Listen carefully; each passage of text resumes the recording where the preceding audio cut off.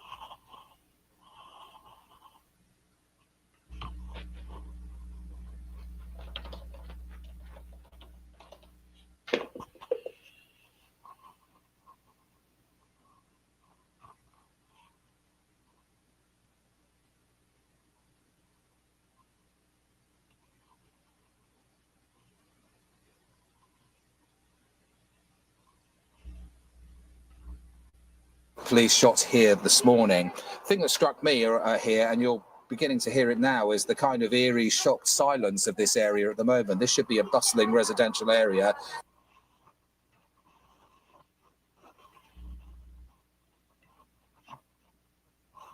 Tahoe sends out prayers for the Jewish community in Manchester.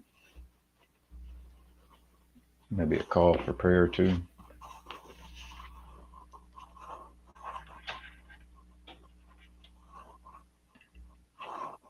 Let's see.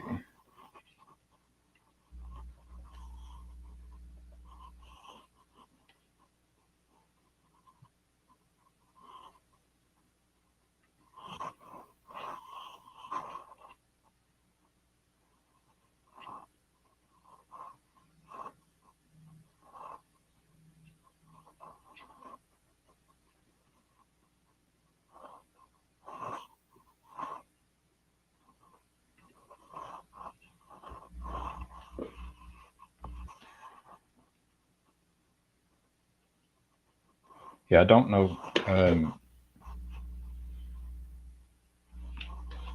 don't know how I feel about using our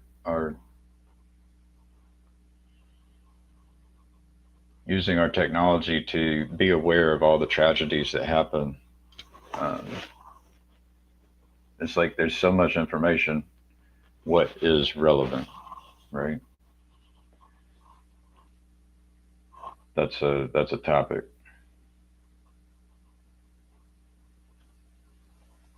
And so, like,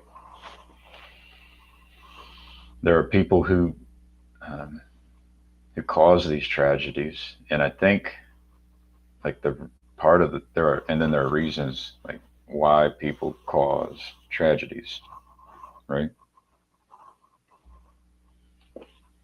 And I think it has something to do with the way that we are using our technology.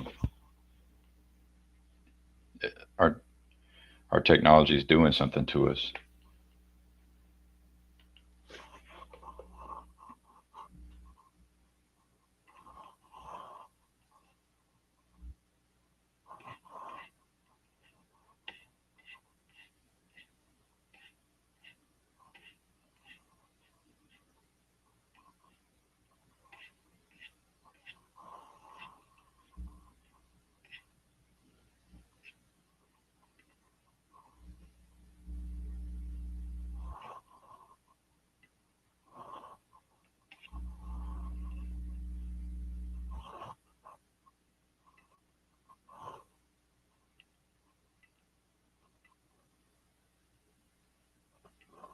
there's a acronym, what's in it for me. And I've noticed a pattern where people will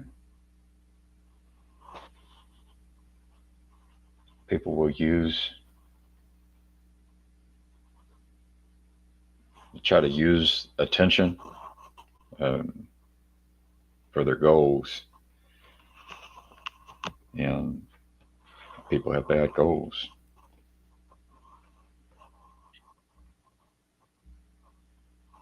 Like the title of this dream is "Kingdom's Coming," and it's like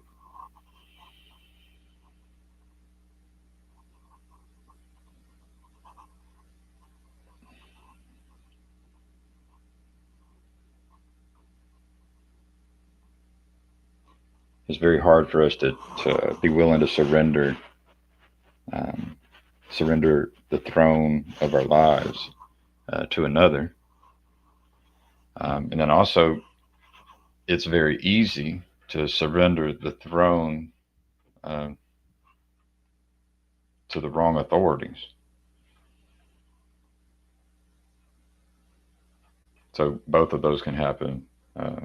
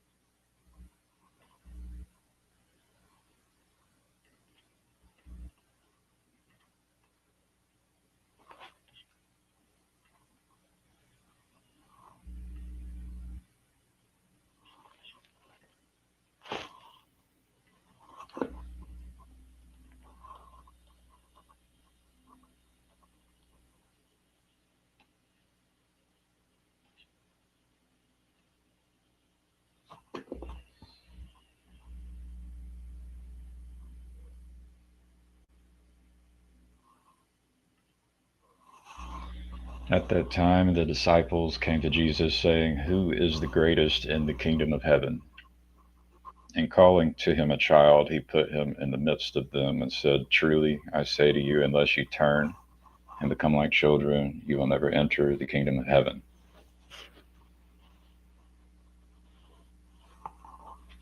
Like to turn reminds me of repenting or to return.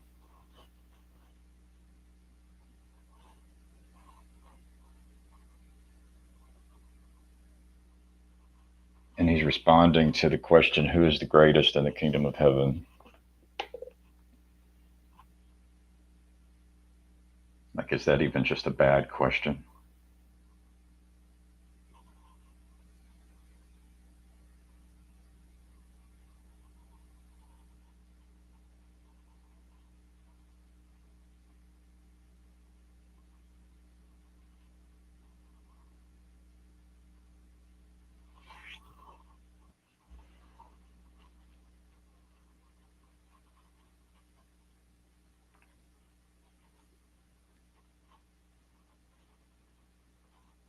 Whoever humbles himself like this child is the greatest in the kingdom of heaven. Whoever receives one such child in my name receives me. But whoever causes one of these little ones who believe in me to sin, it would be better for him to have a great millstone fastened around his neck and to be drowned in the depth of the sea.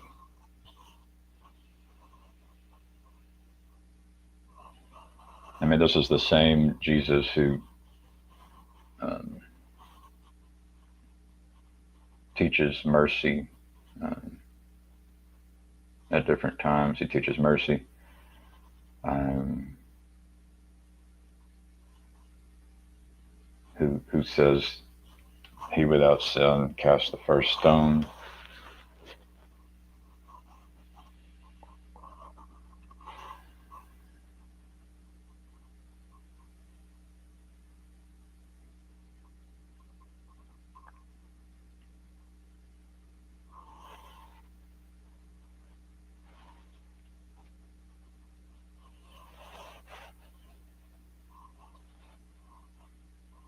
What does it mean to when he says, "Whoever receives one such child in my name receives me"?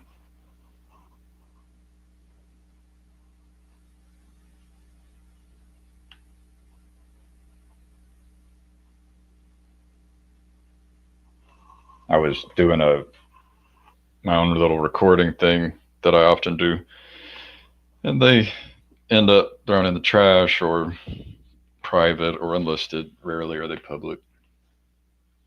And what came to me is how out of the mouth of children, these, yeah, the words that come out of the mouth of children.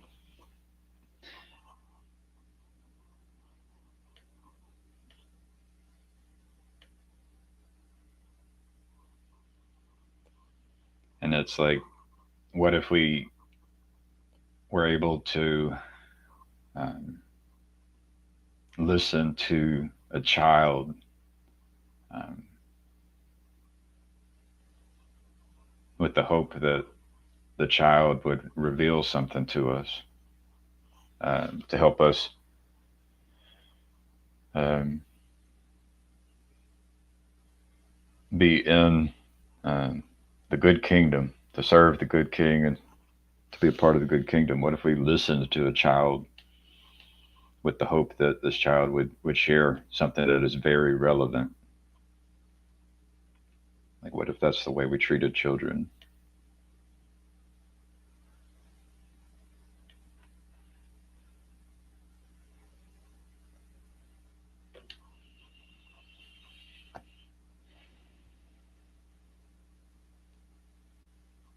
That's one interpretation.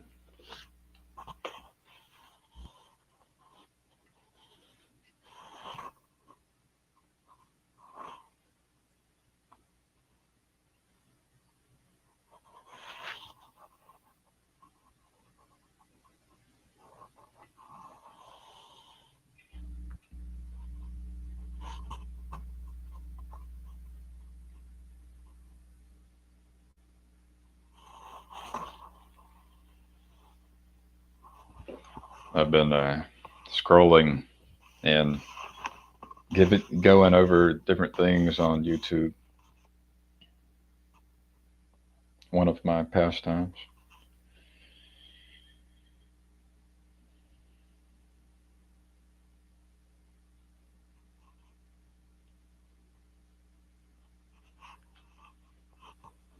And it's perhaps I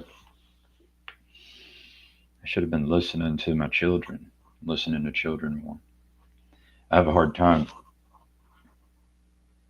This is a hearing aid, and I have a hard time hearing women and children or high pitched voices. And then I have these cheap hearing aids that they just make things louder, like all things. And they help with my tinnitus. but it's hard for me to hear children. And um,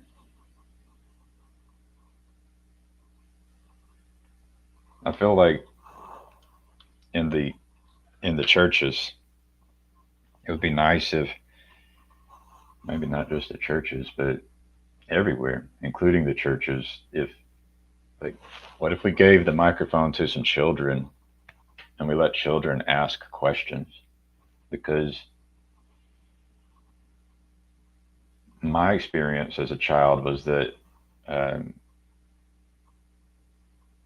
that I was not taken seriously. Um,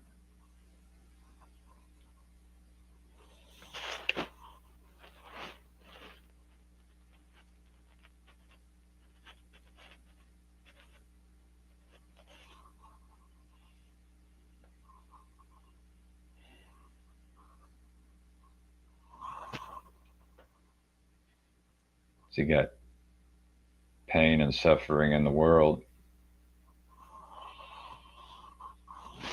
Perhaps much of the pain and suffering in the world is directly connected to how serious we are about listening to children.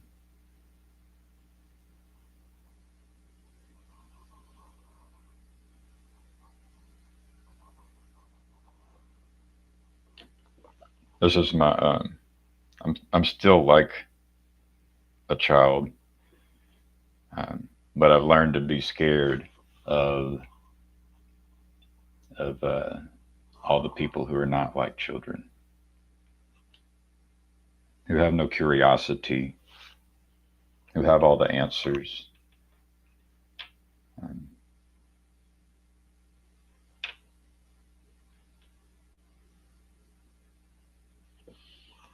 and it's. I mean, I understand why this happens. It's like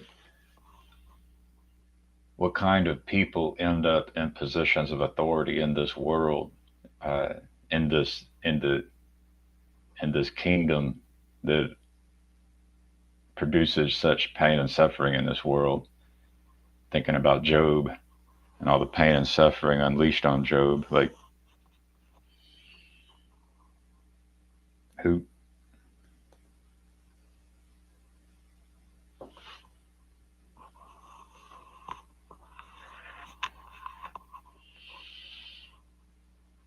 the people in power, the authorities, they really are they're they're not very good at their job.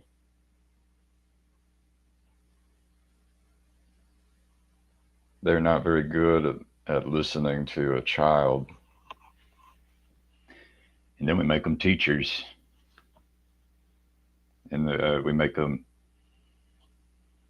give them guns, uh, give them microphones. We're not handing microphones to children, saying like, "How do you feel?" So like the last time, it was a long time ago. I did some psilocybin, and I uh, I did a podcast with my son. I He loved it.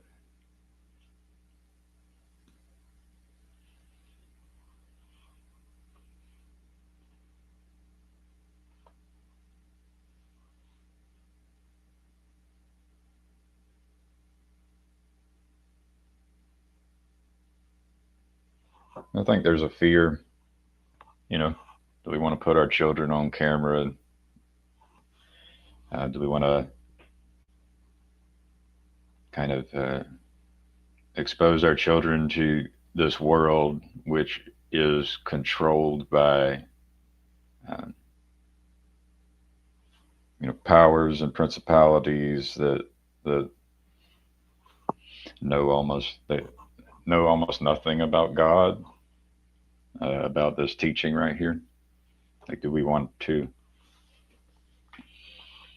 We want to. And another thing I said in this recording I just made, I could go play it, but I'd said, you know, we operate in secret. That's the pattern I found. Is that we operate in secret. It's the only thing that seems to work, because the people in positions of power and influence in this world, um, they're not going to see you, they're not going to hear you. They're just kind of like, they're blind to righteousness. And so, like, trying to say, hey, I'm a hero, or heroes come over here, it's like there's just it did when I did it, it didn't seem to work very well. um,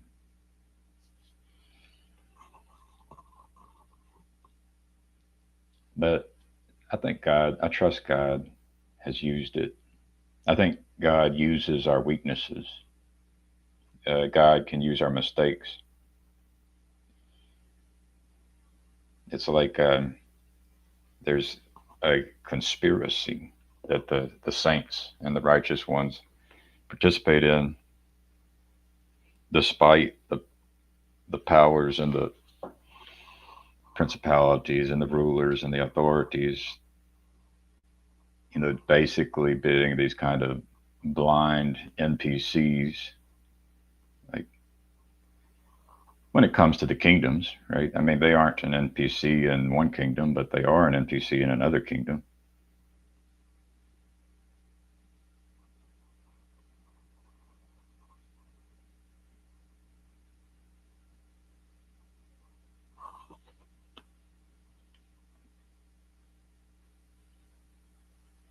What I've learned is that in order to see, for me, I've had to receive grace, and I didn't even see the grace. Um,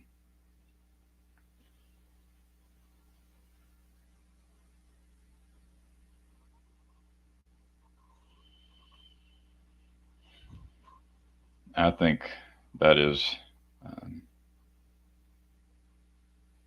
that's what happens to a lot of us, is we don't see our blessings. We see the curses. The curses, they stand out. They're more memorable, and the blessings are just, we're kind of blind to them.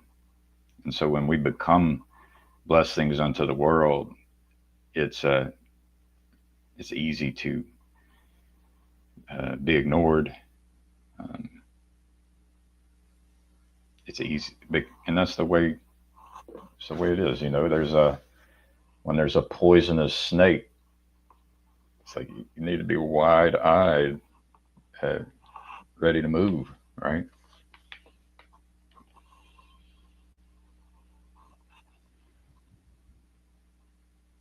If there's like a bunch of wolves around you, it's like you gotta have your eyes wide open.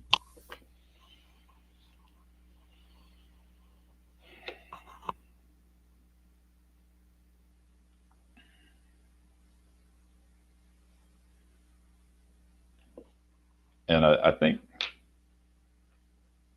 the powers and principalities, the true powers and principalities, are actually using the same tactics as the saints, and that there's this operating behind the scenes,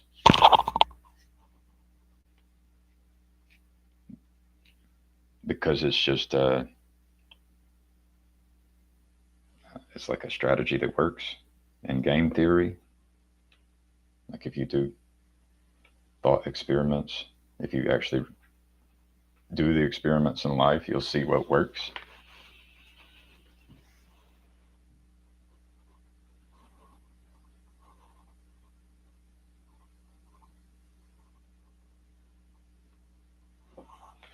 And so like it's the there are these it's tricky to name all of it because there's the kind of snake or dragon or wolf that can be within each of us, which is like it's the more slippery monster. Um, and to call an image bearer, which we all are, by the name of that slippery monster, to call someone a snake or a wolf, to call a person, it's like that's a bit of a lie, because the truth is that we are all image bearers.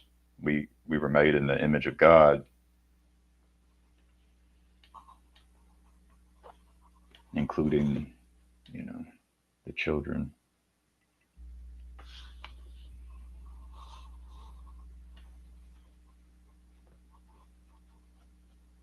And then that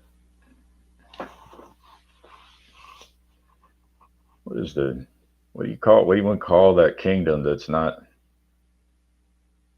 Jesus said you can only serve two masters. But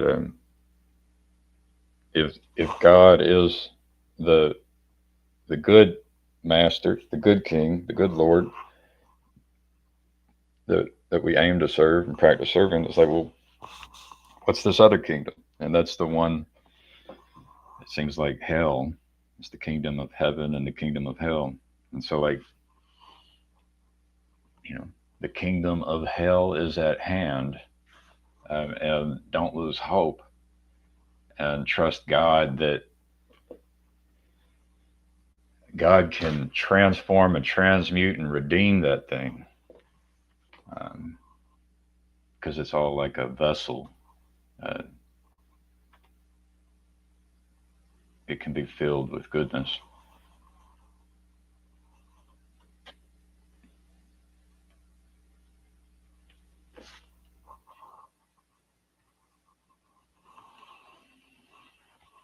Young God says, I think the joke is the snake is more afraid of you than you are of it. Pretty good. Now,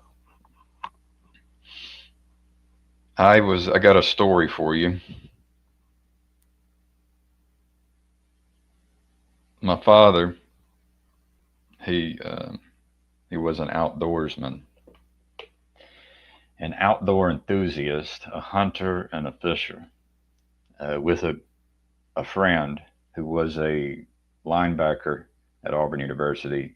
At one point, I think he had second most tackles. I think it's changed over the years.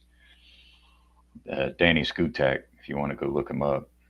And I was kind of raised by my father and Danny Skutak, and so I was raised by outdoor enthusiasts. And they have many stories. But one of the stories regarding a snake was that my father's in a canoe and fishing, and Danny is out. I think he has a mask on and he's snorkeling, uh, mask and snorkel, swimming around in a water moccasin. So I could pull up a water moccasin, deadly snake, and it seems to my father that it is trying to attack Danny Skutak, and my father, he would reach out with the paddle and he would fling it. He'd fling that water moccasin, and it would keep coming back. And so, in my experience, the snakes have been scared, but sometimes I've run across snakes that aren't scared. And there's another story where my father stepped on a water moccasin in the path, and there was no retaliation. And so it's like the snake can be scared, it can be aggressive, it can be um, forgiving, the deadly snake. So it's not always the case that the snake is going to try to get you. I mean, it's not always the case that the snake is going to be scared of you.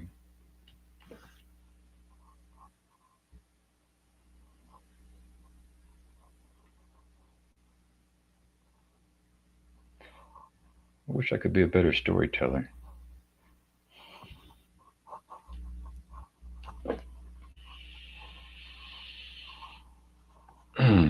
I I was raised by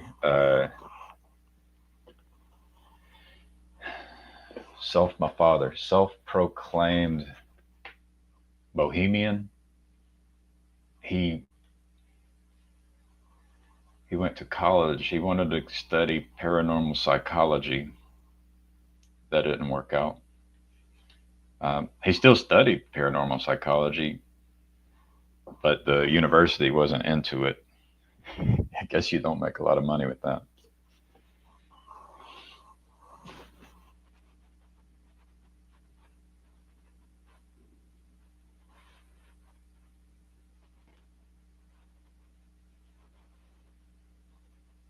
And so my dad chose a something like a life of poverty for me.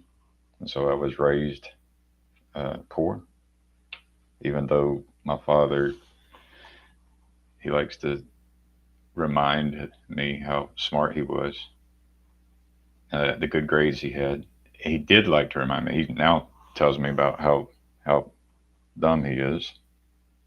Um, it changes, right? Um, but made good grades and everything. And he was very smart. Um, but yeah, he chose a life of poverty, and then I remember driving an old truck, and he pulls up next to this dumpster, and he gets out and he goes and looks in the dumpster, and then he's pretty athletic, and he just like jumps up and over into the dumpster. And next thing I know, I see a couch coming up out of that dumpster. And my father proceeds to pull this old couch out of the dumpster and put it in the back of the truck and take it home. And it ends up being our couch in our old shack. I don't know what that conjures up in your head to have been raised in a shack. It was We had 2 bedrooms, 1 bath, an old building. But what's funny about it is my father pulled this couch out of the dumpster, and then he's a strange man. He would proceed to cover. He covered the couch with like sheets, and we would have to. People were trained to are trained to like make their bed. We were trained to also make the couch. So we would cover the couch with a sheet, and then he wouldn't let us put our feet on the couch. He would get on to us. He would get pretty angry when we put our feet on the couch. And so yeah, it's strange, that mixture.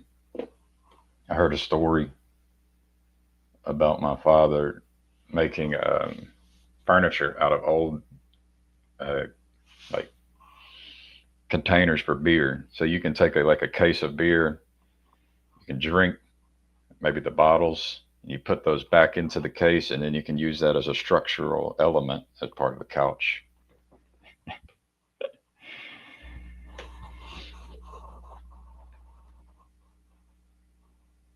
Yeah, so it was just this strange combination of improvisation skill along with rules about cleanliness. So old shack that was clean. Good morning, Lance. You'll catch up eventually.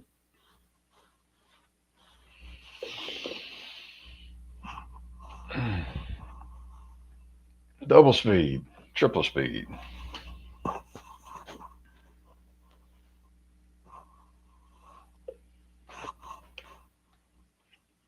remember being a child, and like when I was probably 4 or 5, and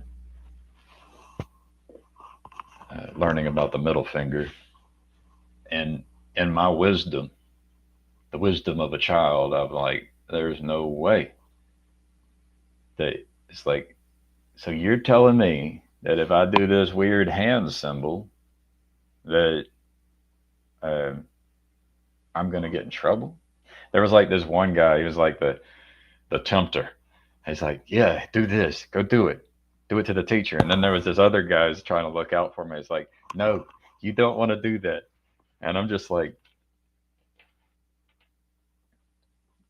are you telling me I'm gonna get in trouble for this hand symbol? This makes no sense. This makes no sense that if I just, do some hand symbol that I'll get in trouble. There's no way. I'm going to fight this one. I'm going to test it and I will fight it. There's no reason why we should get upset over a hand symbol. And like I guess I was going to be the authority for all humans in the world at 4 or 5 years old and say, hey guys, we shouldn't do this hand symbol. This hand symbol thing should not make you upset. And I'm going to declare that for the world. And I'm going to die on this hill at 4 or 5 years old.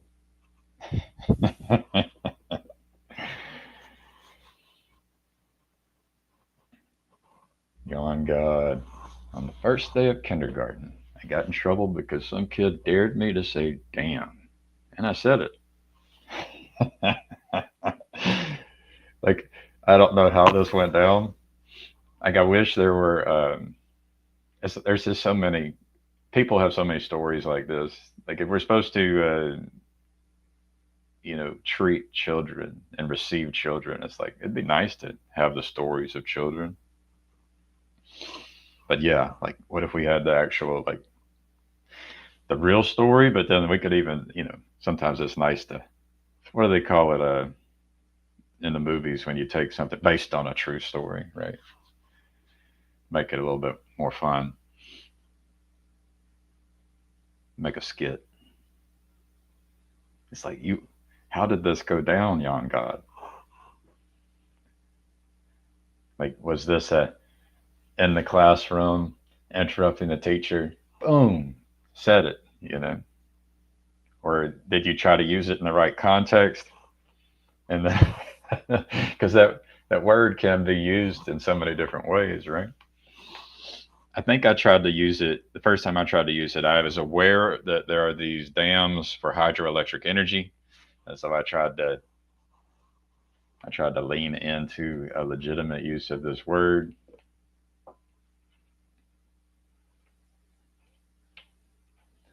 But it's like, this is the wrong kingdom, isn't it? Like, what kind of a person? I mean, I know the kind of person. My father raised me. He told me he tried to prepare me for this world. And what that means is that we get prepared for the kingdom of hell. That's what, especially, if you're not connected to the kingdom of heaven, right? And you don't know anything about this kingdom of heaven. You just look around and it's like, man, this place is hell. And hey, there's a way to do it in this kingdom of hell in which you can succeed. And so my father taught me and trained me how to succeed in this kingdom of hell. So I guess that's what's happening when they say don't do the middle finger or don't use that word damn. There's these mouth noises and symbols. Meanwhile, old Jesus, uh, I get the sense that Jesus disagreed with Moses. So if you assume that Moses wrote the Pentateuch and said, stone these people to death and burn these people. I don't know if you strangle them, then burn them, or you burn them while they're alive. But that's in that old stuff. But then Jesus, says, "He who is without sin can cast the first stone." It's like he was being very careful with his words. He did not just come in and say, "All right, you name all these words that would cause people to just immediately get fired up and ready to kill him. Not yet. He's not ready to get killed yet. So he's using his words in a way where he um, is able to avoid the killings. Right.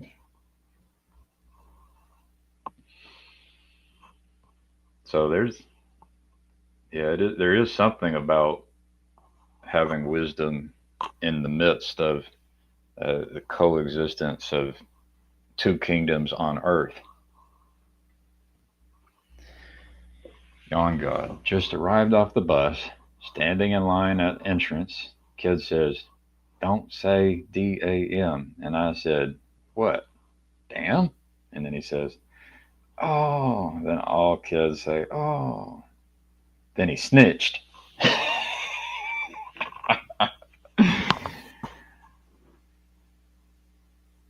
Golly. And then what always got me is when I was trying to teach the teachers and the principals about like their immorality. I tried to rebuke my father. One time I told my father, I said, "You're stupid." That's what I told my father. And all of a sudden I just said, whoosh, like the flame erupted and I took off running and he started chasing me. And he was faster than me at the time. And I remember him saying, "You're only making it worse. You're only making it worse." When he should have, like, if my children called me stupid, it would be a different story, you know. And so, like, if you are a servant to Jesus and you have the grace of God, and the child is trying to teach you something, whether you're the young person at the preschool or the father or the teacher or the principal or the law enforcer or the president of the United States or president of the UN or four-star general at the in the Defense Department or the CEO of the multi-million dollar companies, like whoever it is, if you actually were skilled at doing the will of God and had God's grace and God's love, you would handle this situation very differently. What all this all taught me to be very scared and just not trust people. It's like, damn, is everybody messed up? Is everyone in the world messed up? That's what it taught me. It taught me to kind of keep my head down.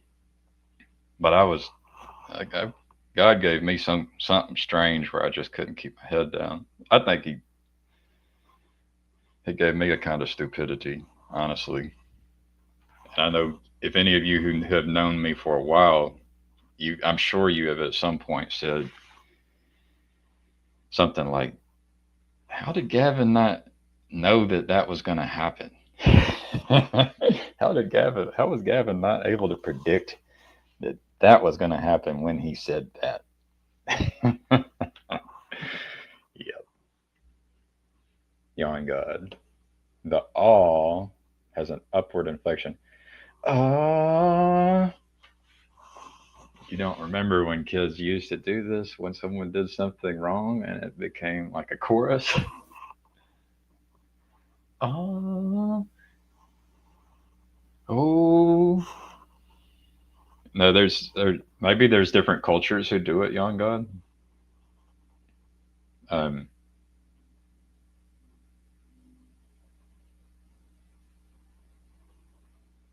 I went to school with a bunch of black people, and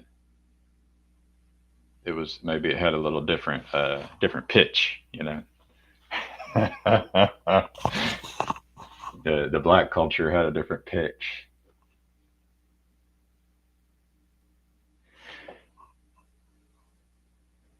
Ooh.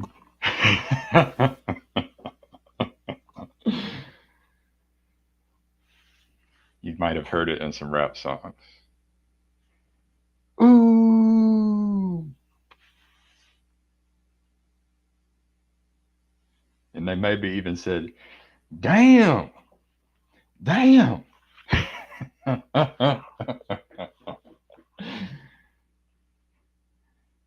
No, he didn't. That's what the black girlfriends are like. No, he didn't.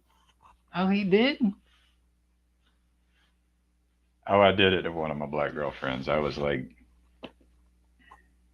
she went and told on me. She snitched. No, maybe she snitched afterward, but she told on me. I think I would had the pride in being able to go steal a ketchup packet or something at lunch in the cafeteria, and that may have been it. I had let it. I was just boasting in probably around fourth grade. I was boasting, and I thought she was going to receive it well, but maybe she was in a different kingdom. She got raised in a different kingdom, and then she went and snitched on me, and then she like told me she was going to snitch, and then I also used that middle finger on her while the teacher's back. The teacher was turned walking toward her. I gave her the old middle finger.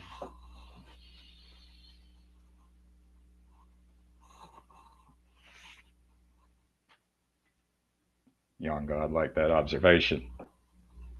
Old thinking face. The different cultures with the different, how'd you put it? The different chorus. And you can add some music in the background. Do, do, do, do, boom, do, do, do, do, boom, do, do, do, do, what? Do a little bit of it all. Hey, almond tree.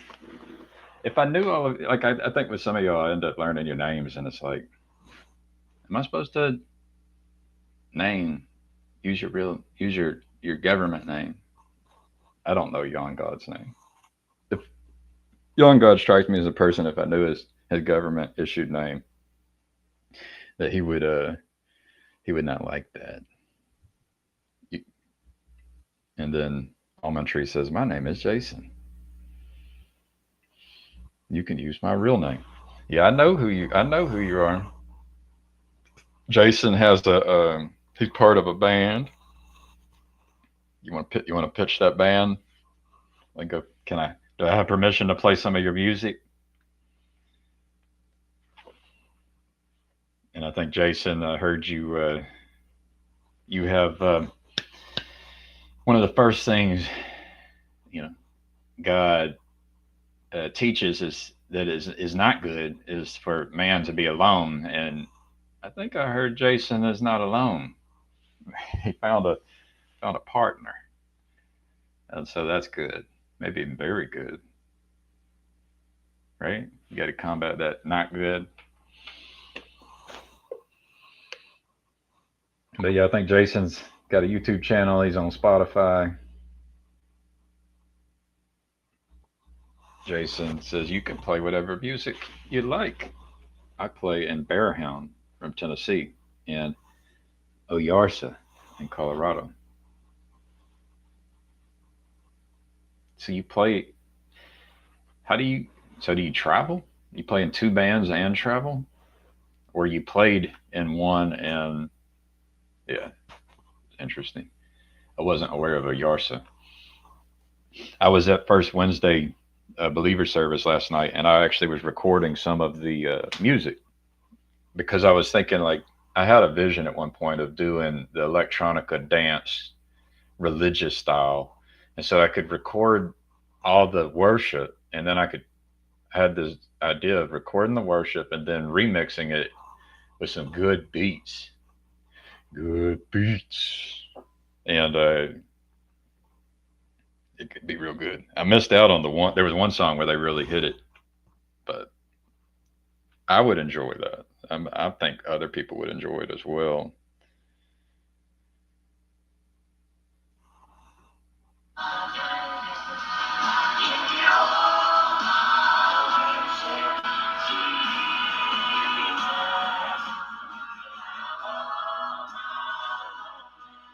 All my praise, I give you all my praise, Jesus. That was one of them, and I missed the one that was just. It would just be like I think you can get some beats in there. Mm, mm, mm, mm. You get some beats. You do do do do do do do do do. Get some dance music going.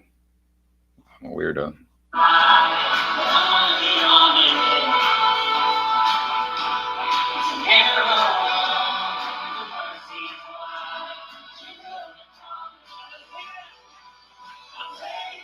At your word, I believe it.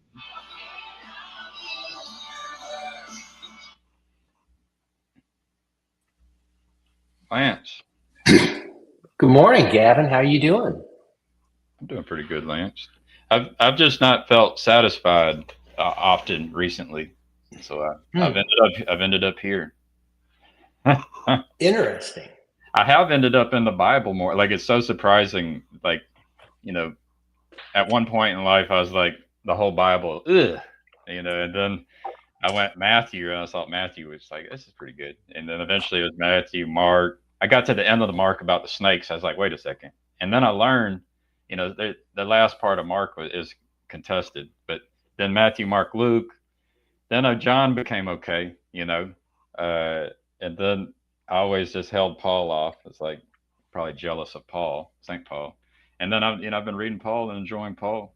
You know, I don't know. Maybe one day I'll have joy for a lot more books. But I never. Yeah, it's interesting when you don't get satisfaction in things, and then you find satisfaction in a thing that you just never would have predicted that you would find satisfaction in. Right. How are you, Lance? You got childhood I'm stories? okay. Oh, I got a lot of childhood stories. But what I missed, I might have missed the very beginning. Were you just reading this, or did something prompt you to this section?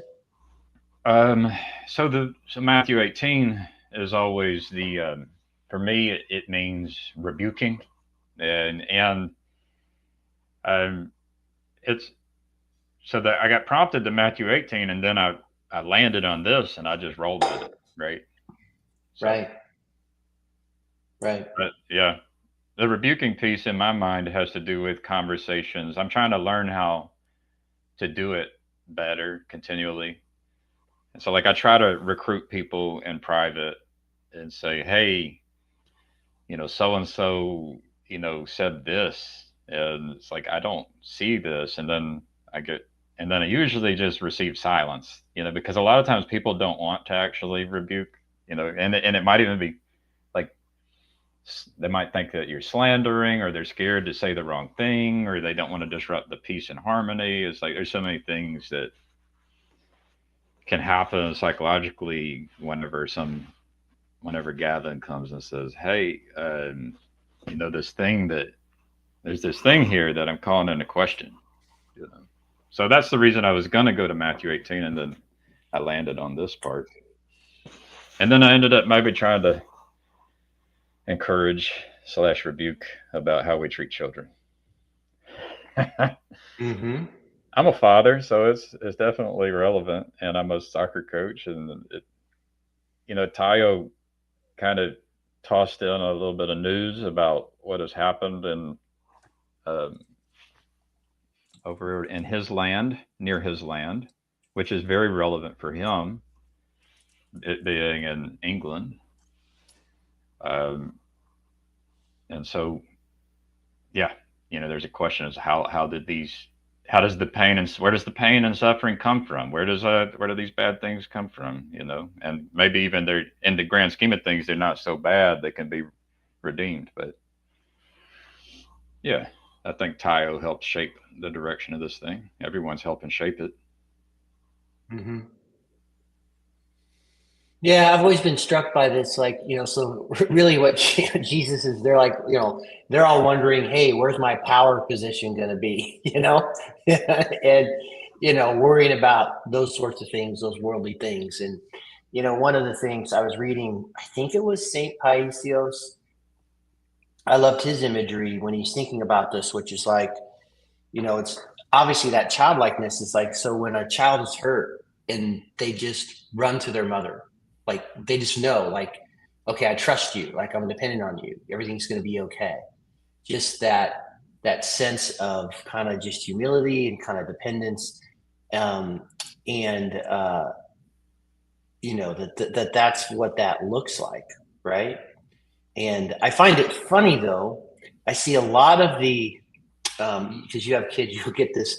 I do find it funny. It's true, but it's also, if you've had kids, it's interesting. Is they also point that like kids have, and this is true, but kids have humility, right? They don't have the envy and all this other sort of stuff. And while that's true, they don't have those adult versions of that. Like kids get to a certain age, kids can be pretty envious, stuff like that. But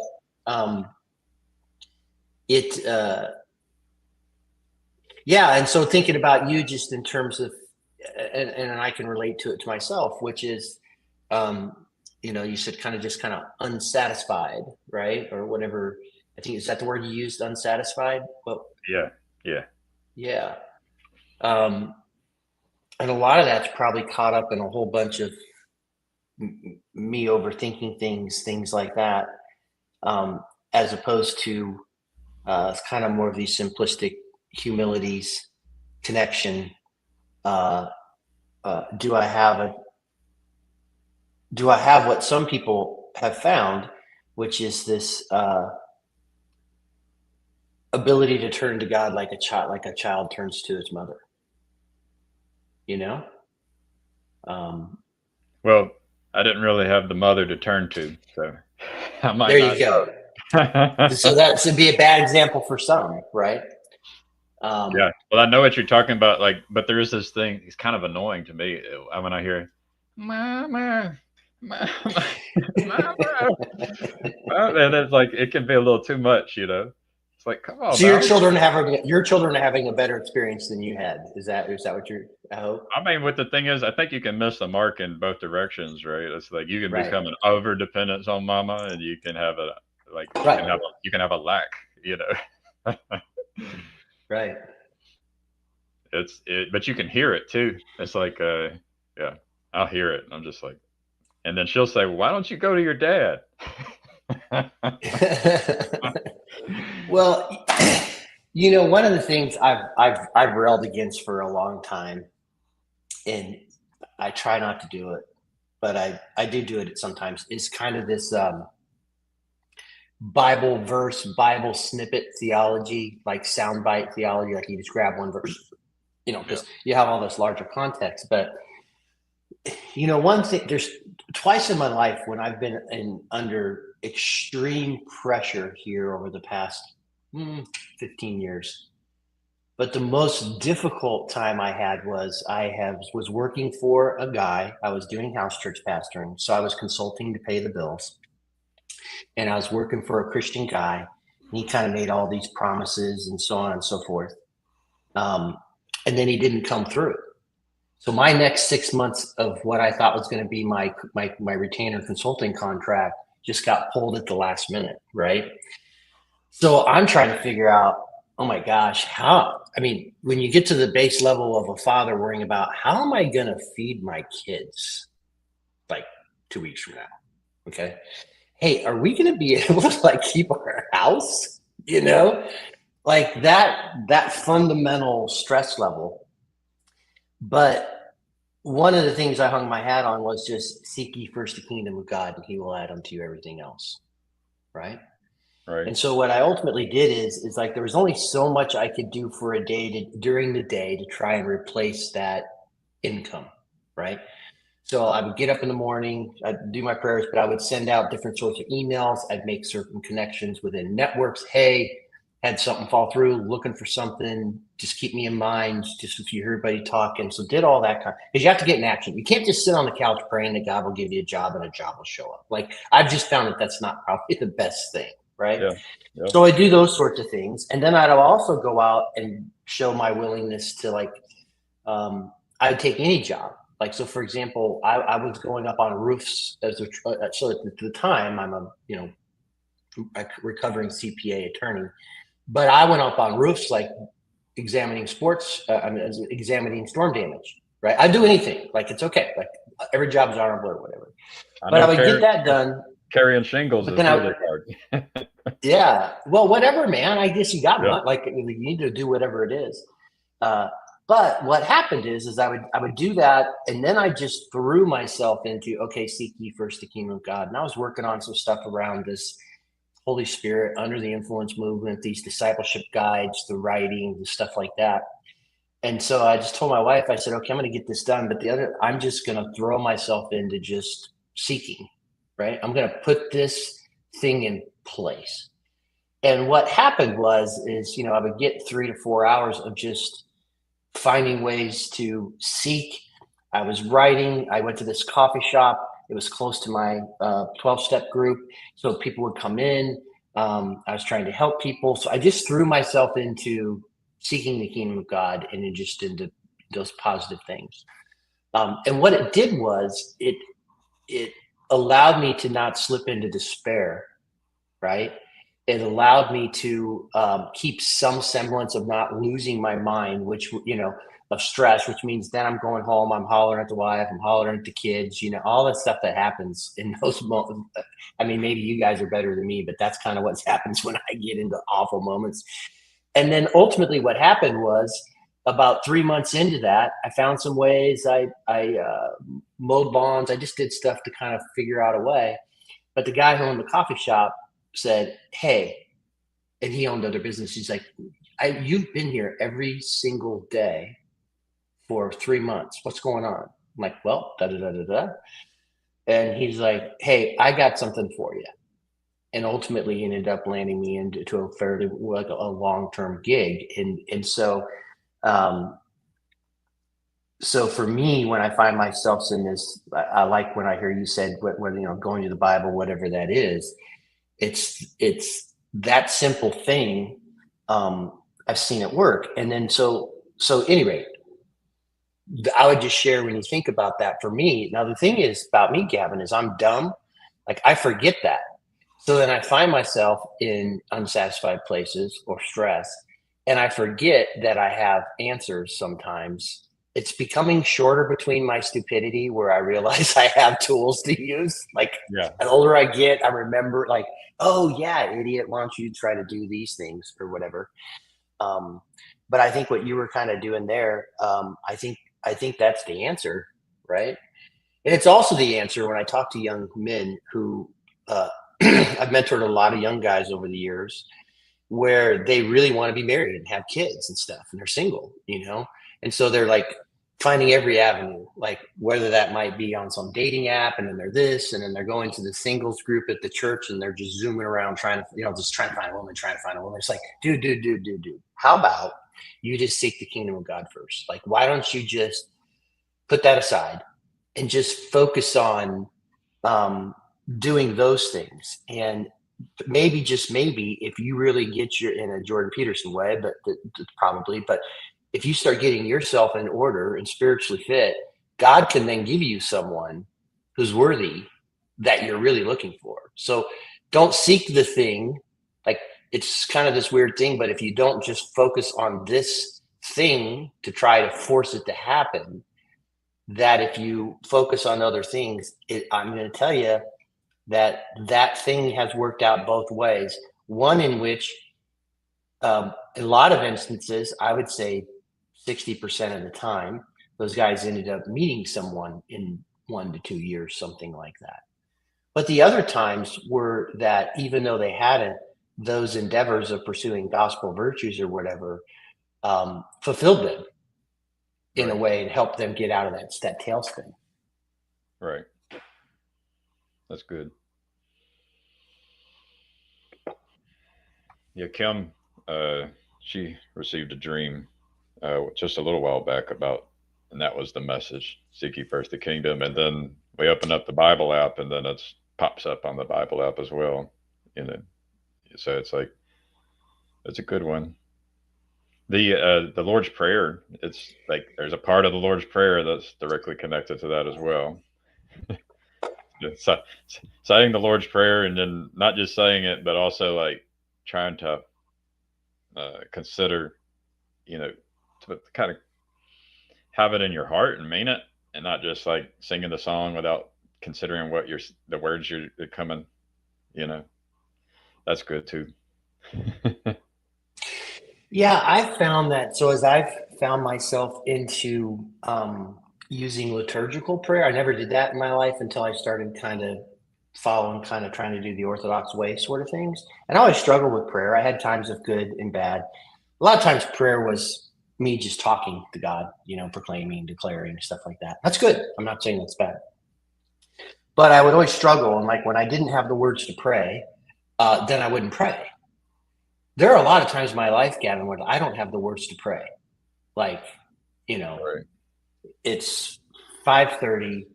I'm tired. I might have resentment or whatever, or stresses. And I want to sit down and pray. And I'm like, oh my God, okay, help me today, God, bye. And that's better than nothing. Yeah. But like when you talk about the Lord's Prayer, is actually thinking about it. One of the things that, if there's one thing that I found that has been the most helpful tool that I've used is like, so you mentioned the Lord's Prayer. So I say the creed, I do the Jesus prayer, I do the creed, I do this thing called the Trisagion prayer. But also the Lord's Prayer is built into that.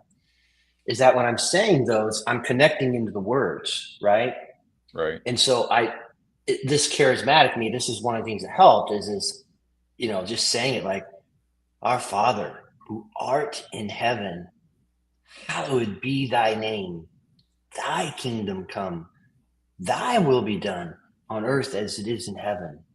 You know, you press yourself into it, and I focus on what that means, like to try to feel the impact of the bigness of what those proclamations are, and like to connect into it, and not just try and speed through it or just whatever. Like it's like to connect into what I'm actually saying, what those words actually mean.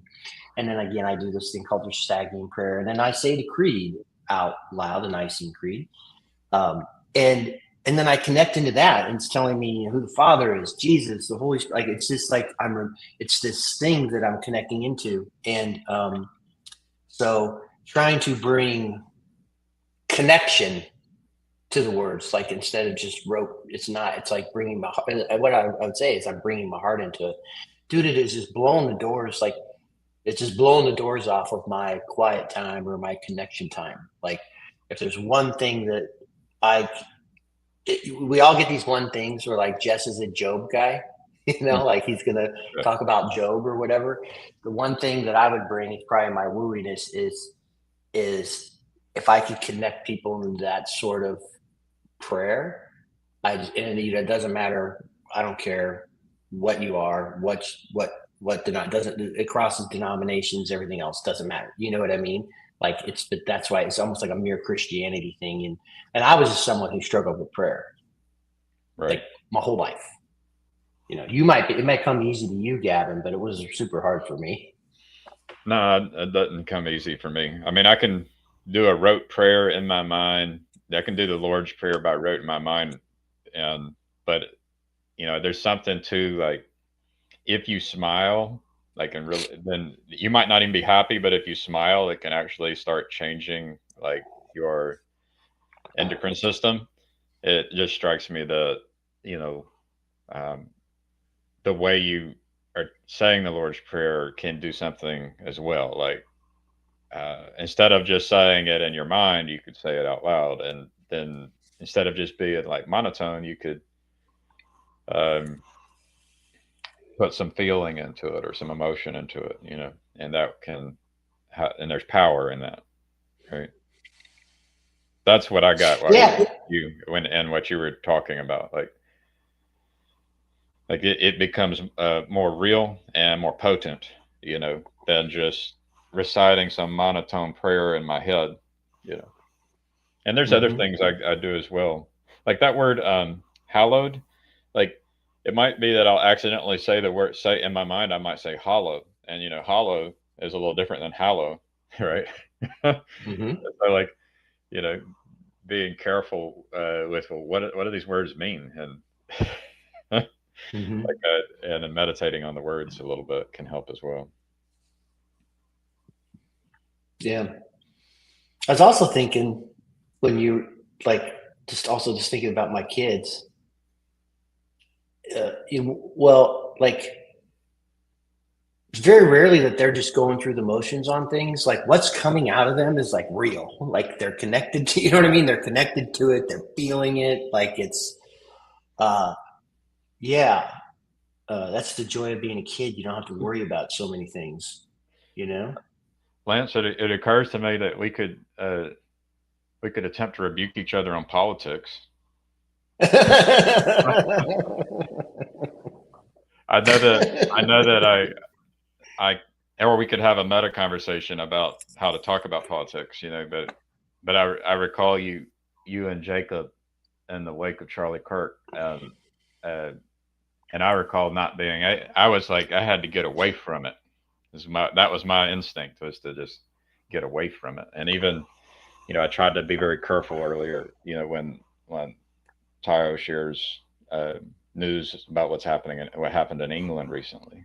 Um, and so, yeah, the like I realize how powerful and potent our minds are. And then there's this thing about relevance as well. And so, um, but it's like we can't ignore politics either. Like having the conversations are important. Um, but then there's things I want to say that would like rebuke entire groups of people, you know, right? And not in every group of hurt people, not just one or the other. Like I have rebukes for everyone, you know. Yep.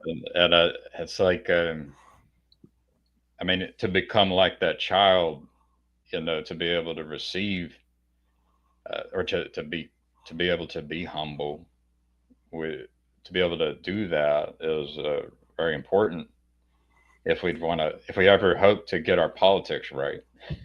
Mm-hmm.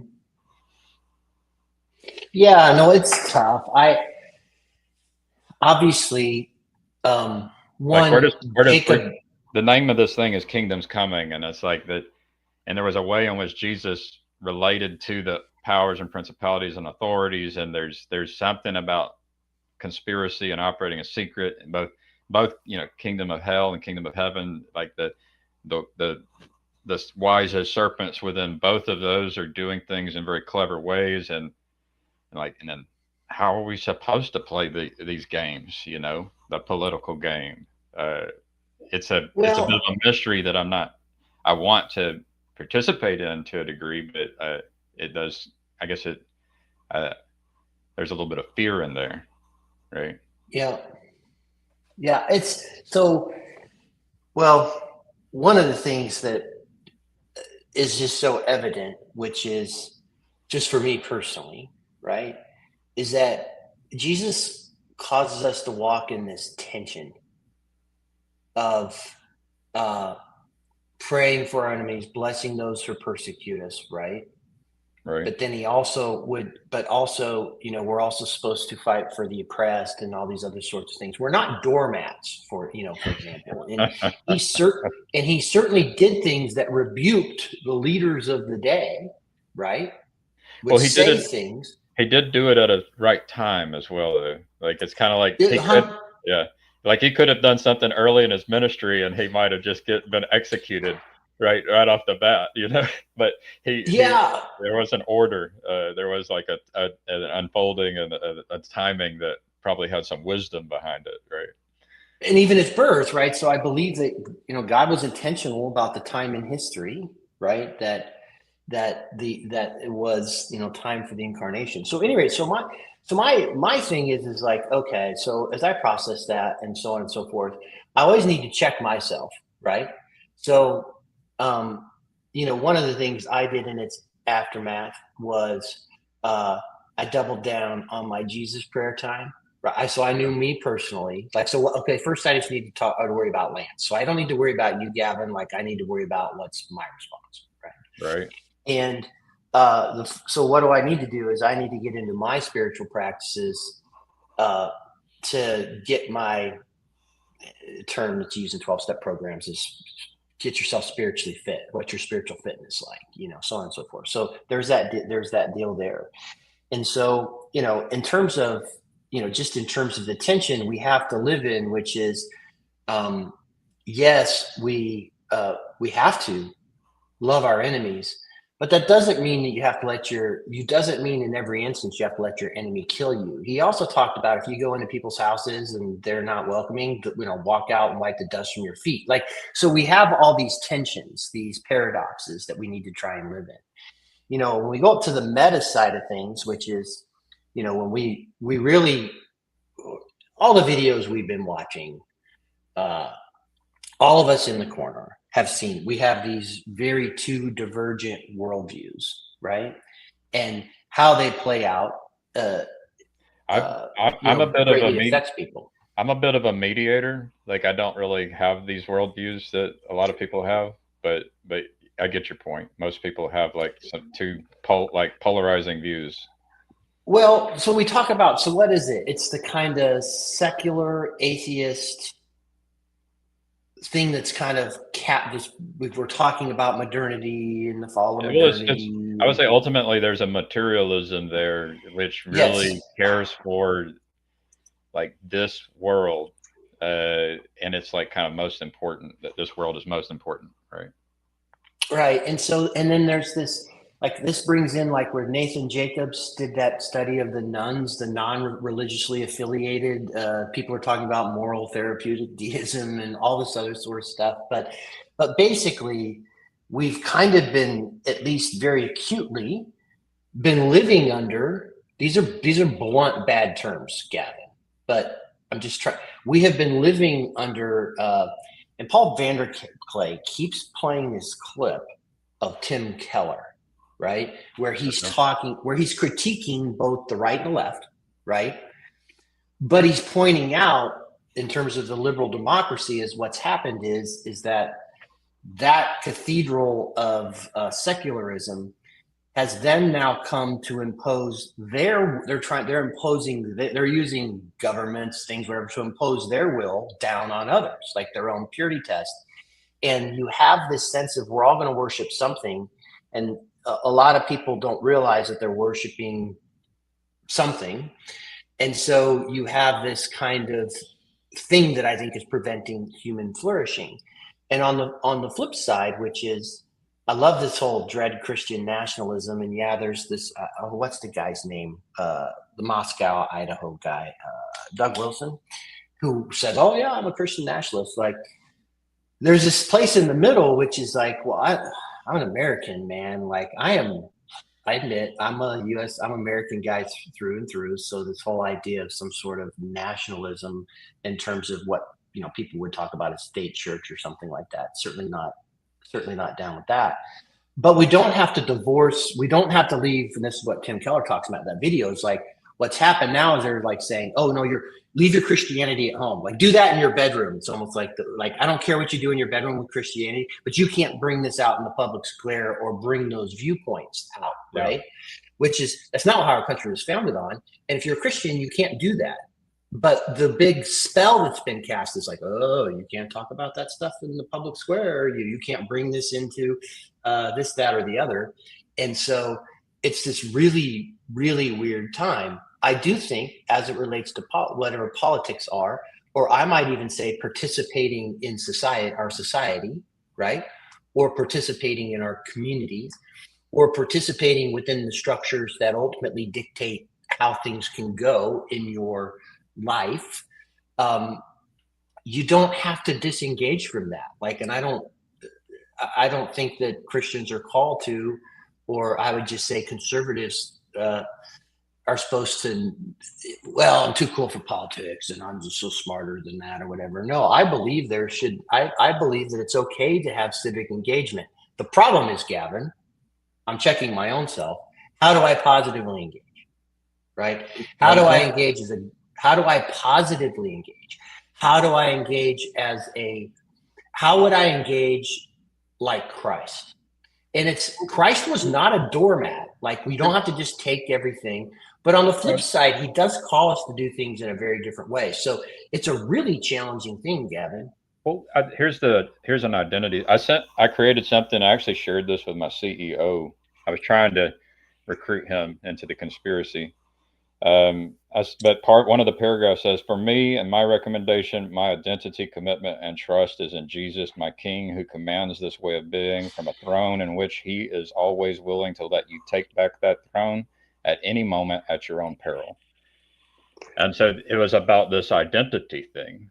And so, like, identifying as an American, identifying as an Orthodox, identifying as a conservative, identifying as a Republican is like, those identities can become idolatrous. Sure, anything can, right? Yep. And so, like, for me, it's like, I think as a Christian, I can go into the Democratic Party, I can go into the Republican Party, I can go into any country, and it should work. Right? Yes, we can be Christian. We can be Christian anywhere, but sometimes being Christian might cause you to get murdered too. Well, there's a wise as serpents and gentle as doves teaching. That's that tension he puts us in, right? Yeah. Yeah. And it's like, so, like, I guess I could go ahead and just say the thing that's so, like, for example, the immigration policy for me is like it's like kind of like the least Christian policy, and one of the least, there's a few of them in like the conservative party, right? The other one I would put like the war on drugs. I'd put war on drugs and drug laws and immigration laws, and the way we enforce those laws and prosecute and respond to people who break those laws. The way we do that is like, there's a lot of ways to improve it. And so, like, and then, like, I can understand the perspectives of people who would say, well, if you are, in the same way that some people uphold abortion and say, I'm a conservative because abortion is the most important issue, there's people who might say, well, immigration is the most important issue, or the war on drugs is the most important issue. And then they can really get kind of fired up and then pick sides about who's the enemy and everything. And then if you don't have the grace to love your enemy, which I think Christians need to remember, like, this does not come naturally. Like, this is a supernatural grace. Then it makes perfect sense that people would become angry and resentful toward their enemies, right? So yep. Hopefully I said that in a way where it landed well. No, it is. And so, for example, there's a part in the big book of Alcoholics Anonymous where there's this great, it lays out the program, and then it has all these stories in the back, right? And one of the stories is it used to be called Acceptance is the Answer, but I think it's called something now. But basically, it was just talking about you have to accept people, places, and things as they are, right? To a certain extent, like in terms of resentment and those other sorts of things. And this also happens when people in 12-step recovery groups go through the 4th and 5th steps. You don't just write down people you're having problems with.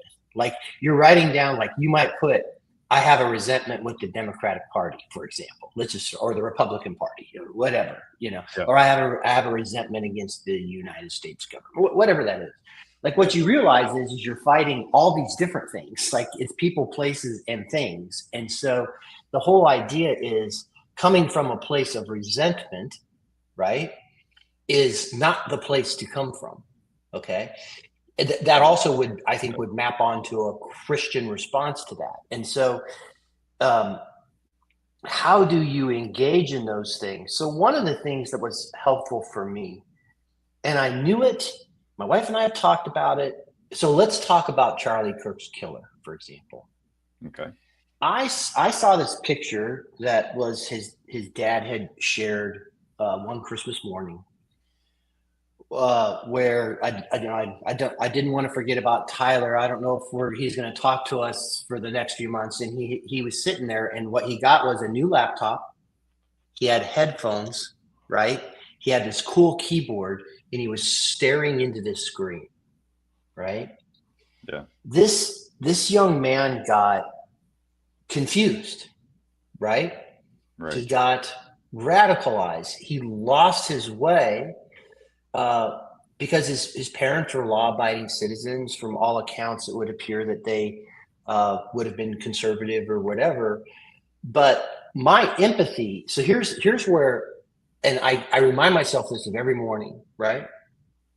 I need to have empathy for people that have been confused by, I would say, not a spirit of Christ, but principalities, powers, whatever's he got caught up in a spirit of confusion, which caused him to do an unspeakable act. So I need to have great empathy for him, and I do. Like when I saw that picture, you know what I saw, Gavin? My sons, Mm-hmm. right, and how trying to give them things and everything else, and I'm like, oh my gosh, like that's me, like that's my son. Like there but for the grace of God go I mean, I'm not immune to all that, and so I have this great empathy. Now, like the same thing I've told my kids, I said, you guys can say or do anything and I'll never not love you. And I've used this example, like if you talk to my kids, listen, if you murder someone, you're going to have to go to jail and pay the price, but I'll come visit you in jail. Right? There's nothing you can do that I won't love you. Right. And so when I extend that out then I need to extend that out to one of the things that's frustrating. We're all subject to bullshit. Vervaeke doesn't want to be bullshitted, right? We're all subject to propaganda and bullshit, right? So we all know that. At the same time, what's frustrating is that there are things that have been proven to be completely untrue that are hoaxes of the materialist secular machine that have happened in recent history, which have been proven to be materially untrue. Yet all the machine dominant media, I would just say Democratic Party, all these other people, and a lot of those people, they still believe those hoaxes hook, line, and sinker, right? And that angers me. It's like, can we just look at the doc? No, they don't even want to have their worldview challenged. That being said, here's the empathy I have for that, which is they've also just been sucked into this machine that has this total disconnect between reality. And if you would believe those things, of course, you would act certain ways. So my answer to response to that, Gavin, is I need to personally have empathy for understanding that. And I also point out, I don't know everything. How can I know everything? Like I can't know the truth on everything. Like I can't know that thing. But at the same time, we're such a disconnect in what reality is right now that it's a very dangerous time. And but I need to go with a heart of empathy, but also we don't have to. So this is the rebuking. We don't have to accept the thing that they're seeing and believing that you just know is not true. Like you don't have to put up with that BS anymore either. It's a hard tension to live in. So I mean, I like there's a bunch of responses in the midst of the situation, and I like to look at them like what would work, like what would actually work. And like what would work is if we could lead by example, right? And I think part of the problem is that the Republican Party is not going to be able to do it unless it gets like possessed by people who are possessed by the Spirit of God, right? And so I can look at Donald Trump with like spiritual discernment, and I can say, not possessed by the Spirit of God. Somehow, we've got Christians who are like, yeah, I've heard a lot of things from people who identify as Christians regarding Trump. Ideally, people who know God best would be able to serve and help within these systems. So there's these systems of power and influence, and they seem to exclude Christians from what I can see. The people who have attempted to uh, be one with God, who have attempted to have Christ incarnate within them. And that seems like a problem. It seems like a problem that could be solved, but it's a really Yeah. hard problem and it requires rebuking, right?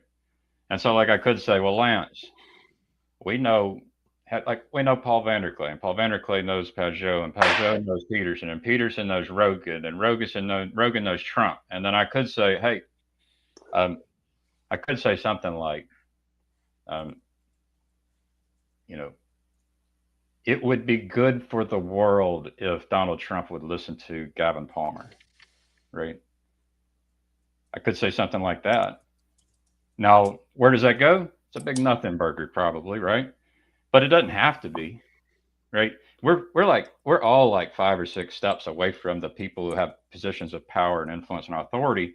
But then there's this thing that keeps us like afraid to, like, there's what is that thing that would prevent the conspiracy such that uh, the Holy Spirit just kind of fills all of these institutions, right? All of these as much as possible, all the people and all these systems. Like, why wouldn't you want to get on board with me and say, I think Trump needs to talk to Gavin? Oh yeah, I'd be totally for that. Are you familiar with King Cyrus? I mean, he delivered the Jews out of the Babylonian Empire. Now, there's a wonderful writer. Her name's Selena Zeta. She's out of Pittsburgh. She's just a. I don't think she was college educated. She was just kind of a gumshoe, old school reporter or whatever. And she just meets and talks to people, and will just tell you this is what they're thinking, right? So she talks about she goes through the in the middle of somewhere. She gets off the beaten path. She just talks to people and lets them tell their stories. And she doesn't really want to have an agenda around that. But she got together with this guy named Brad Todd. And one of the things they liken to what people would. So some people would ask the question, why would a Christian person vote for Donald Trump? Like, that sounds nuts, right? Like he's clearly not exuding that stuff.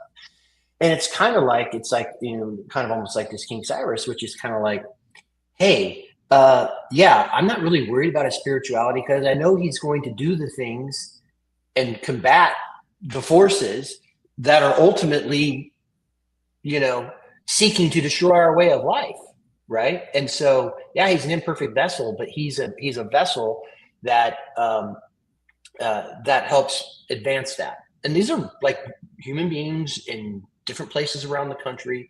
These have been people that voted for Obama twice, and those sorts of, just like with this weird sort of deal. So, like, there's that. I also think the interesting thing is if you look at the cabinet, if you look at the Charlie Kirk Memorial, when you have someone like JD Vance, when you've got someone like Marco Rubio, people that are really like trying to live out their faith, right? So you do have some people around in that sector who are there. Gavin, I've always said something, and I know people will tell me I can do it. I've always said this one thing, which is like, I don't know if a truly Christian man, like for myself, like if I wanted to live like Christ, like I don't think I should be the president because I think sometimes rulers have to do certain things that I wouldn't want to do as a Christian man. You know what I mean, Gavin? Like, I think we have way too many wars. I think we're running around, engaging in the world way too much. I think it would be very anti-war, but I think there is a time for it. I just don't know what that time is. So, I know that's controversial, and a lot of people argue with me. Well, yeah, you totally can do that, and this and that, and just war theory. And I read this book called The Ethics of Beauty, which called just war theory bullshit. Like you can always find a justification and stuff. And so, like, I almost even wonder, like, whether I could be a truly Christian man and then do what I need to do as president of the United States. Well, I don't. I'm not sure a Christian man can be elected. I would put it that way. But that's interesting. Yeah. Why do you say that? Well, I just wanted to keep going. There are definitely hard decisions that the president has to make, but there are also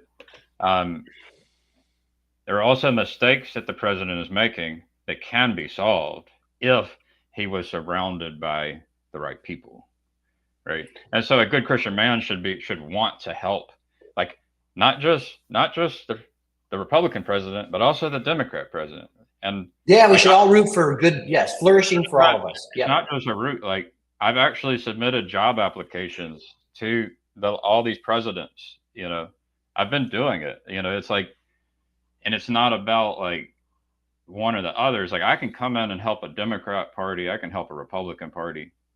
Uh, but they even have a system in place which um, many Christians are supporting, which prevents the people who have solutions from connecting with the people in positions of power and influence, right? Mm-hmm.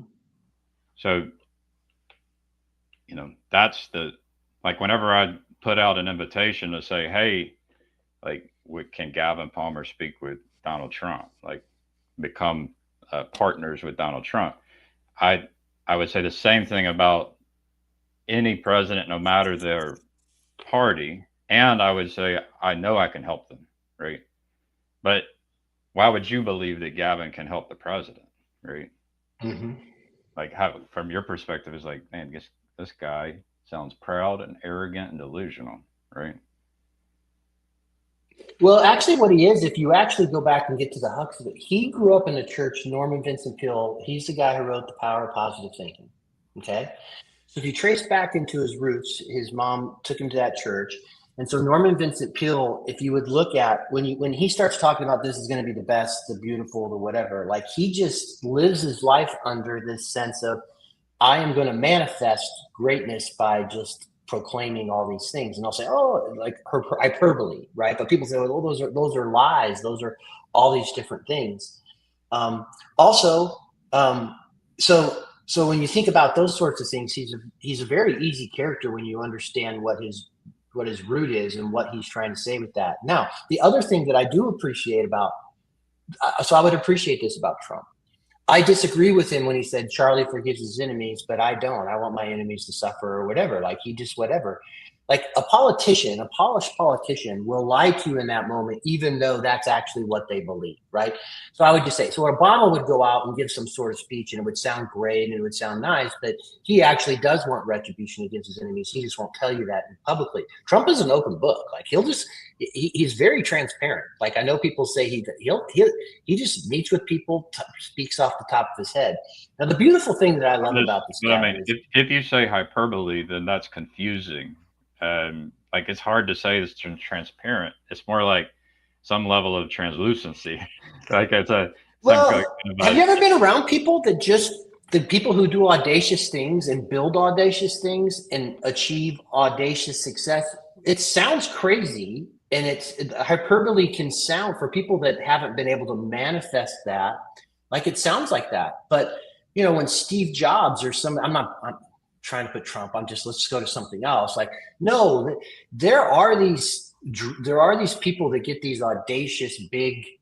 I'll use Charlie Kirk. Charlie Kirk was just a young guy, started with nothing. By the time he was 31, he built out an organization that has an annual budget of $100 million a year and employs over 1,000 people. Right? He had built a machine that was stronger than the Republican National Committee. Just with these audacious, we're going to do things with excellence, we're going to out hustle everyone or whatever. So I would push back against that. The beautiful thing, I think, though, Gavin, is this, which is it's going to be good for our country in this way. We only have 3 more years of Trump, and so we can get rid of that boogeyman. And then now we're going to go to the next thing, right? So what does that end up looking like? But I would just say, so I would say this right now, like much like a Joe Rogan, much like an Elon Musk, much like RFK Jr., much like a Tulsi Gabbard, like 60, probably 70% of the current Republican Party that's in power, like those guys gals need to be like get thrown out of the party. Like they're just as like mealy mouthed and have done as much harm as anything else. We've had these upheavals though, both on the Democratic side. It was the rise of Bernie, right? The populist Bernie movement. Then you had Trump, and all they did was capturing this energy that's in this country. Like something's broken, and we need to start doing things differently. And put that into this whole frame we talk about, which is the meaning crisis, which is being caused by people who are sucked up in this materialist, modernist frame that doesn't work. And then you have Christians who are also sucked up in that frame and they don't realize they're sucked up in that frame. Where do we go from here? I don't, Well, I think you have a biased view, and that I think you'll tend to see the good things that Donald Trump has done and not see the evil that he does. And I think like there's people like Charlie Kirk's assassination, the assassin who would tend to see the evil that Donald Trump has done and not see the good. Like it's like we as humans will tend to have these biases where we won't see both. We don't want to see that mixed bag of both good and evil that's within every person. Right. So that's that tension you and I have talked about. So for me, on a personal level, that's where I've had it. And it was as the result of just realizing in this moment, because it really the Charlie Kirk thing greatly impacted me. Like I had a visceral, when I heard it, we all have those moments where we hear things of moments in your life where you get the pit in your stomach. You know what I mean? You get the pit in your stomach and those kind of moments. So that's why I had to take it to prayer. But why would the death of Charlie Kirk mean something and feels different than the deaths of others that are happening? Boom, there goes another one. There goes another one. There goes another one. Well, so that's naturally human. It's relevance realization. It's salience to you. Now, but there's someone who's taken the whole. There's people who are like controlling. No, but I'm not disagreeing with you. But you do understand in your own life. Why does that happen? I don't know, right? But as human beings, even in your own life, Gavin, you don't react the same way to hearing about every death. But it doesn't mean you don't mourn or feel co-commiserate with. So, for example, we just had the LDS horrific tragedy. Tayo pointed out something that happened in England that just maybe in the last 2 hours. And I immediately had my heart immediately sunk, and I felt for them. And I thought man, it is so gross. No, in real life, no one said this, but online this stuff happens. You have idiots like, well, Mormons aren't Christians. What are you talking about that today for? That's just asinine, right? It's repugnant, right? And so I certainly had a mourning, and I've been thinking about it. And I actually took it to my prayer. I don't know why certain deaths impact me more than others, but they just do. And that doesn't mean that. So, for example, anytime there's gun violence, my heart sinks. Like, it's just awful, right? Anytime anybody's murdered, that poor young girl who got murdered on the bus from Ukraine, right? Just sitting there on her phone, and all of a sudden a guy just slashes her and walks out. Like all those things make you sick to your stomach to a certain extent. But some things hit you hard. But something hit you harder, and I don't know. I can't explain why. I don't know why that was. But so, like, if the technology were gone, like the information technology were gone, there would be something connected to like time and space, right? It would be like, how far away are these people? How many times have I interacted with them? Do we have shared identities? And this would shape the intensity of the feelings that happen. So, the loss of our wife or our children. Yeah, I think that does. Different, there's all this kind of, we weren't, to summarize it, we weren't designed for this world in which we learn about, the tragedies that are happening throughout the entire world. That's not, we weren't designed for. It's too much to handle. Yeah, no, it's too much to handle. But then it's being weaponized. It's being weaponized. Like it gets used for people to have power and influence. Sure. And that's why for you individually, how do you engage with technology? How do you engage with the images, right? What are you doing in your daily life to disconnect that, to get grounded and living? I agree that what's happened is everything's got sucked up from the local and has us on this global and national worrying thing. Like this whole idea that people were so passionate about, they were able to get people so passionate about Ukraine, for example, right? It's interesting. So I'm a hyper localized guy, Gavin. And now I would say this when family members or my personal friends die, I have that same feeling that I had about the Charlie Kirk thing. So it should be more local. And so I would just say this. I am struggling. I continue to struggle. I'm trying to learn. I'm trying to be different. I struggle how to engage with what you just mentioned there in my own life, Gavin, right?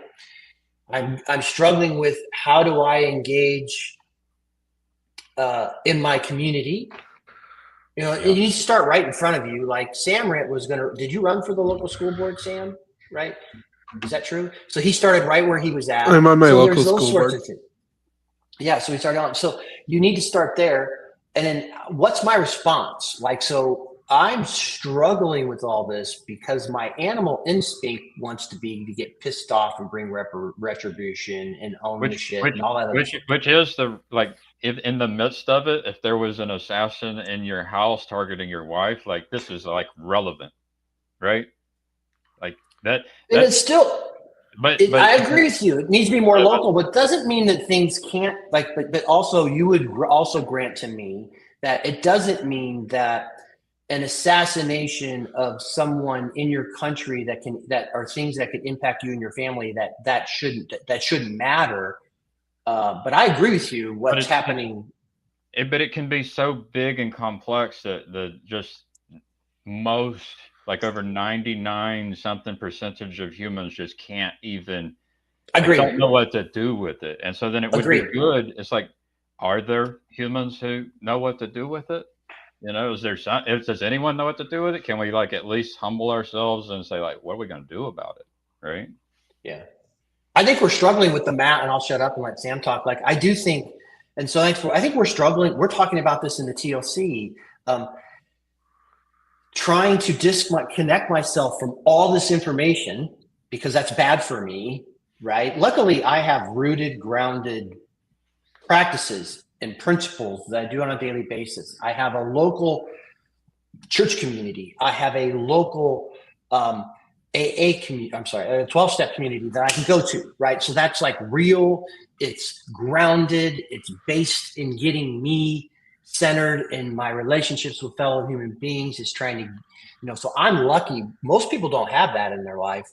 And as Sam is so artfully kind of tacking into this moral therapeutic deism, we're talking about as Paul's wrestling with both sides or whatever. I don't know, both sides is the wrong word, but anyway, I'll shut up. Sam, I'm glad you came. But I don't disagree with you, Gavin. I'm trying to get more local. Hey, Sam. Hey, Thank Sam. you for hopping in. Hi, I'm still just trying to figure out what the stream of thought is. It seems like a balance of trying to know what to care about in a local embodied life versus sort of national and international news, and whether Charlie Kirk should make us feel sad or not, because you know, and how to make those connect in the right way. Like I think Lance is right. Is like we want to care for the whole world, and we need to care locally, and then there's some amount of like skill at trying to live that good life, you know, in order that you can do everything you can do to be helpful everywhere, right?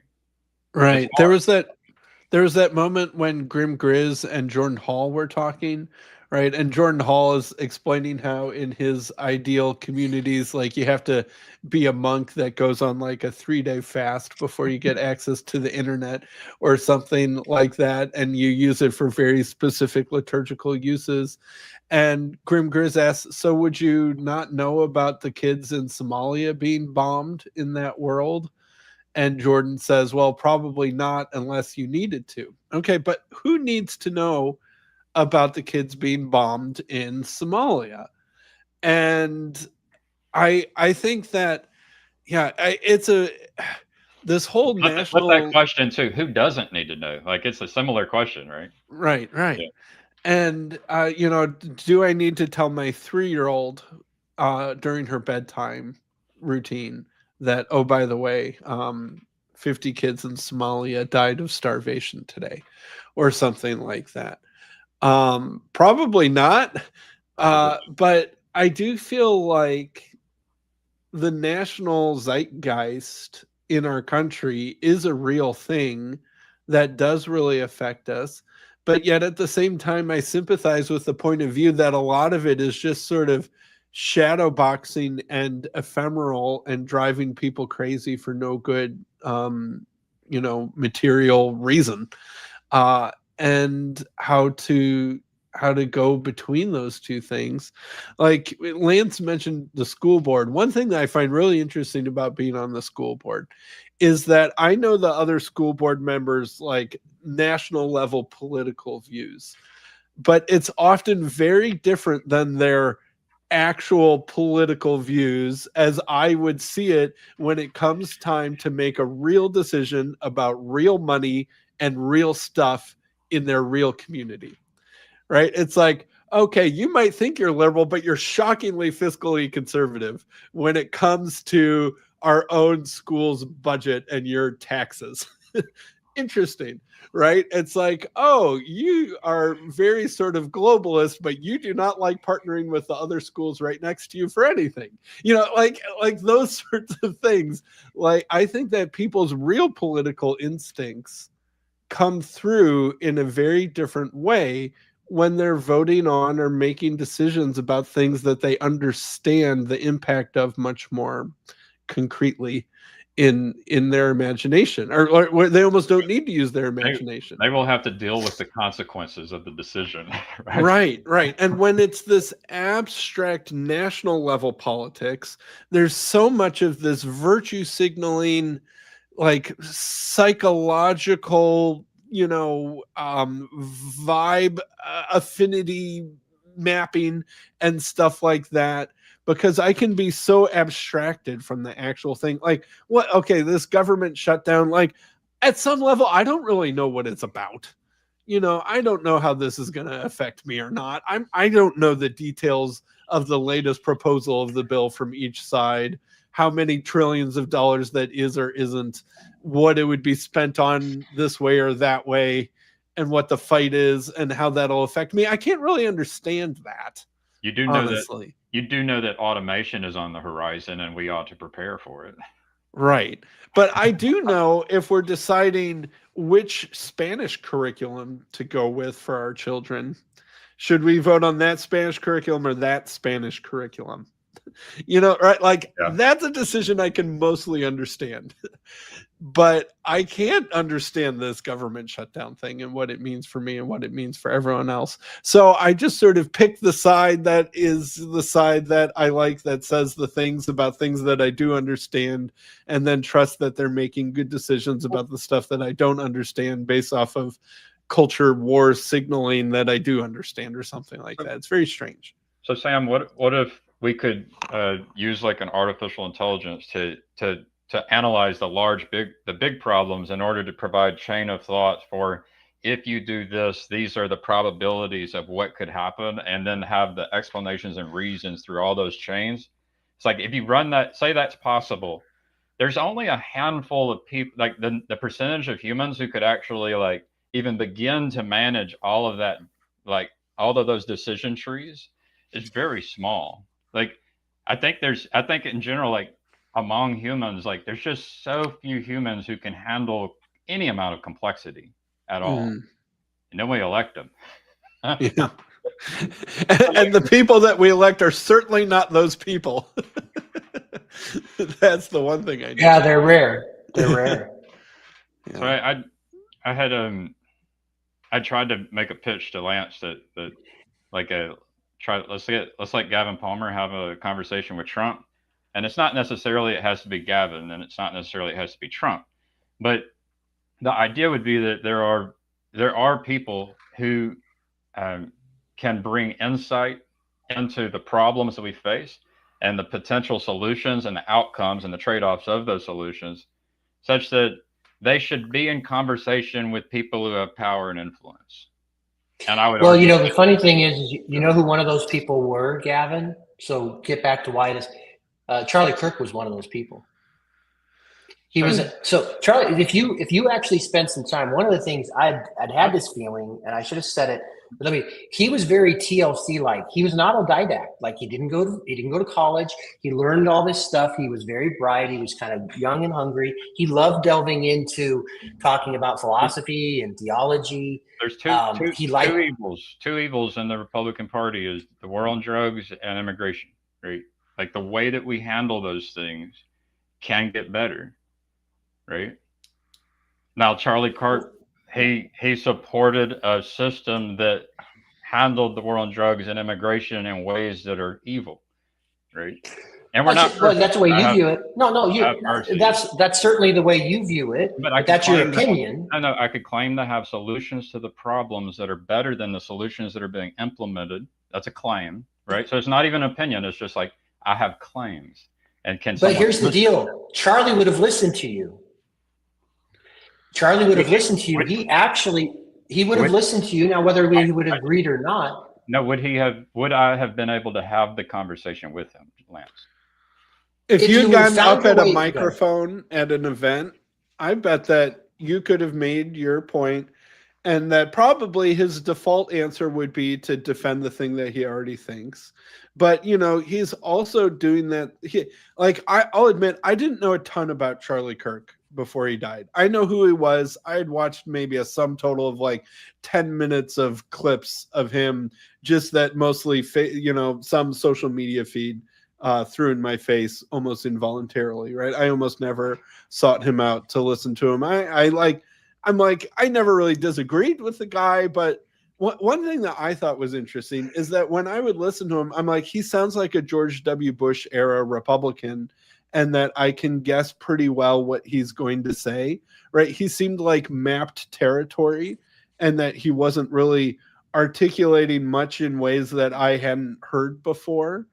But one thing I think I underestimated is I think I do not know or did not know, or I'm still getting to know how different the younger generation's experience has been than mine, especially teenagers and young 20-somethings, Gen Z, or even younger than Gen Z.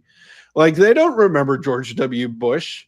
They don't remember, even vague hints of Ronald Reagan days, because that, to me, that just seemed like kind of standard Republican stuff. But here they have some kind of, handsome, put together young guy who's a little bit older than them, but not too much older than them, right?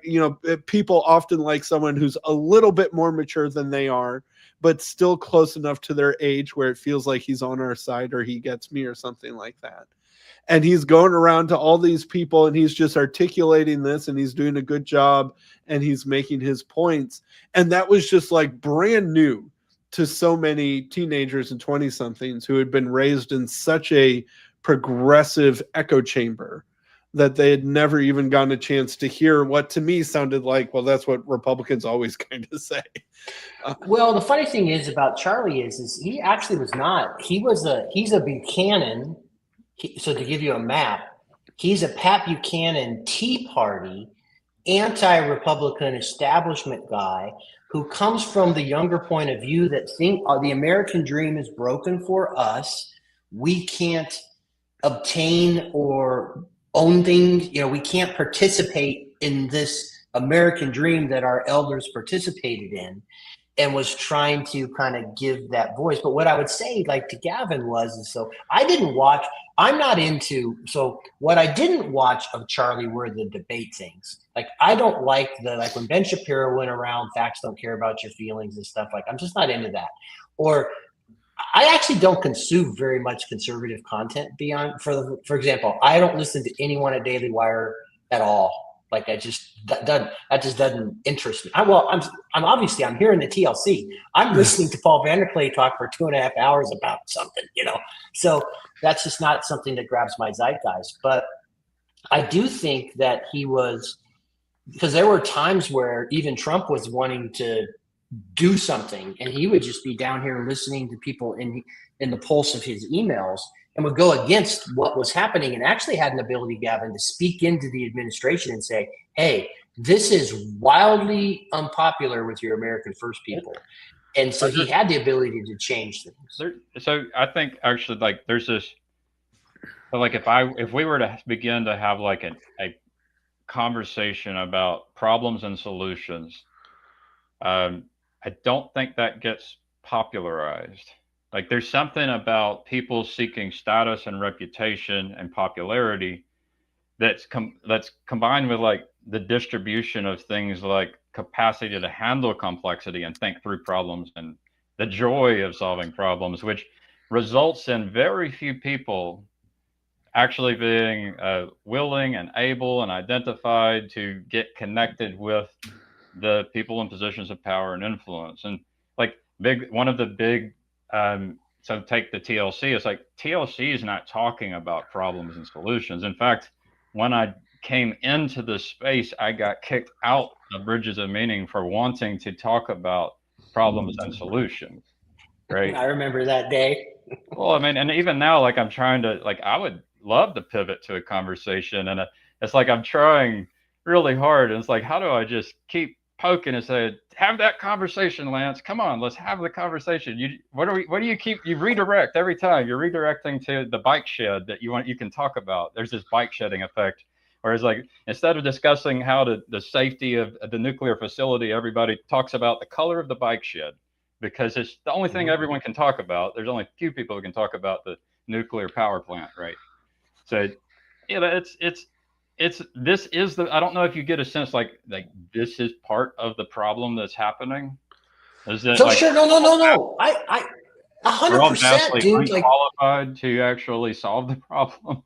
well, so here's the other thing. Like, Paul talks about this all the time. Like we're dealing with human beings. We're humans. Like, so just the mess we find ourselves in. I actually think that the whole meaning crisis, the people that are deconstructing, coming back in, the whole thing that came around Jordan Peterson and this little corner and all sorts of other things that are happening. You see this weird thing where the church is experiencing this weird thing in America where you still have a fairly big rush out of the church, but then there's this weird Gen Z driven, they're still there, rushed in. So you're seeing all these like things that are, so I think there are problems and solutions.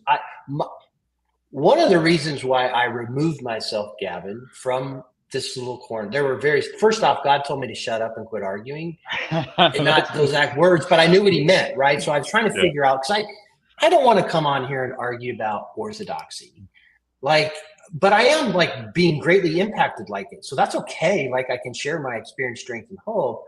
But and so I didn't want to get into that stupid fight or whatever. Well, it could be a different spirit. It doesn't have to be the spirit of like trying to win. Yeah, I need to learn how to do it better. See, I'm a lawyer. I'm an arguer. So God is just like saying, just shut up. Like, you need to learn how to do this a little better. I'm changing you. Like, why don't you take yourself off? And the other thing, which is like, I do think, and I like what you're trying to do here, Gavin, like, we're living in this meaning crisis world. And Sam so artfully started talking about moralistic therapeutic deism, and he's going to go on to where it's at now and where it's going. But a lot of this meaning crisis stuff is coming down to materialist, kind of secular atheist, kind of that sort of world that's been pushed down on us for at least in the United States of the last 10, 15 years, whatever. And then we have this, these other worldviews. The soup we're living in is causing the meaning crisis in people, nihilism, right? So that's kind of part and parcel. Now, if I had the solutions, Gavin, like, I don't know that I have the solution. I'm searching for the solutions. It starts with me, but to leave out this culture war stuff, like we don't want to talk about politics in the corner because, ooh, that's bad. I don't worry about that. It's like, well, okay, there's something in the middle. But one of the other reasons why I removed myself is, and you asked me the question, so I went here. I realized I needed to remove myself from the corner because most people don't want to talk about those things. And I respect the spirit of the corner or the spirit of people's channels. So Jacob welcomes me to talk about those things. So I go there because that's okay with him. But I don't go to anybody else's channel and talk about it because people don't want to talk about those things. Okay. Yeah. And the secret text sense, threads. Sam? Yes, the secret text threads where we do get to indulge in talking about those things. But that's okay because it's Yeah. people we've given each other permission to do that. Like, so that's okay. I do respect, like, so for example, if I went to a Unitarian church and I wanted to join that Unitarian church, what I would The realize liberal is kind or the conservative kind? Sam's kind. I would go to Sam's kind. All right. Yes, but I would know if I wanted to join that, I would have to shut my mouth about Trinitarianism if I wanted to join the group. Like that would just have to be, okay, no, when I engage here, I'm not going to be the guy causing problems or whatever if I wanted to join that group. Like, because I respect, like, spaces have traditions, rules, and if I want to participate in this. But this is where, like, Matthew 18 on rebuking comes in. Like, I feel like we were handed some kind of a overview of, like, how do we go about, like, the baptism and the purification of, like, the whole world, it's like, and it scales and it's fractal and we get to practice it and we're not going to do it perfectly. And so just stay in a way and trying not to bring your insight. That's not the right answer, but learning how to do it, like with the gentleness of a dove and the wisdom of a serpent. That's good. A foreshadow of something I'm thinking about for my part 2 of my moralistic therapeutic deism is that I really feel like America is going to go through a period where we don't have a uniting story that is able to be shared by both sides. And that I think that the polarization is not done polarizing. And that moralistic therapeutic deism, when it was working at its best, was something that there could be a left-wing flavor of and a right-wing flavor of, but it still did the uniting thing, right? And that was sort of its goal, is I'm the arena where both of you get to play, and more than just you two as well, right? And we have this American story and we have this vague spiritual flavor, but like Ronald Reagan was very much a moralistic therapeutic deist. He was a perfect example of it, but so was Barack Obama, at least in his early phases, right? So but they were still playing in the same arena, and you kind of pick different ingredients to emphasize. The other side picks different ingredients to emphasize, but it's fair game. And what I feel like is happening is that the shared thing is breaking, kind of because the left wing tried to grab control of the arena and then use their control of the arena to then kind of play foul. And then Trump was sort of a reaction to that, but also an instigator of that. And part of the reason why people liked Trump is they could tell that the arena was becoming unfair to the right and that Trump was fighting against that and that they couldn't control him. But what I think is happening is that the arena is sort of breaking and that there is, at this point, at least not a very good shared arena between the left and the right. And I think that there's going to be, it's going to go into 2 different arenas, and that's a dicey situation because how these 2 things interact with each other without just warfare. Fair question. I don't know.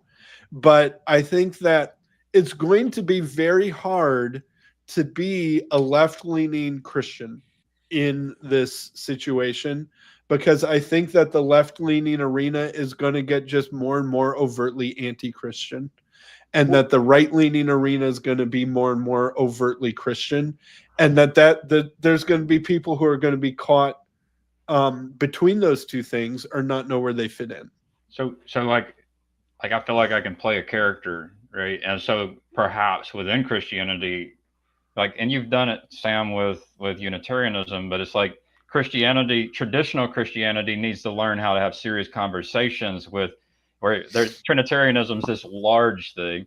You need to be able to learn how to have serious conversations with a very intelligent person who can see lots more complexity than most, if not all, Trinitarians in the form of Sam Tiedemann. But I'm still waiting for them to step up to that call, for the record. Still waiting for the challenge to be accepted for that conversation. We could practice with a conversation like that, but we could also practice with a conversation about immigration and the war on drugs.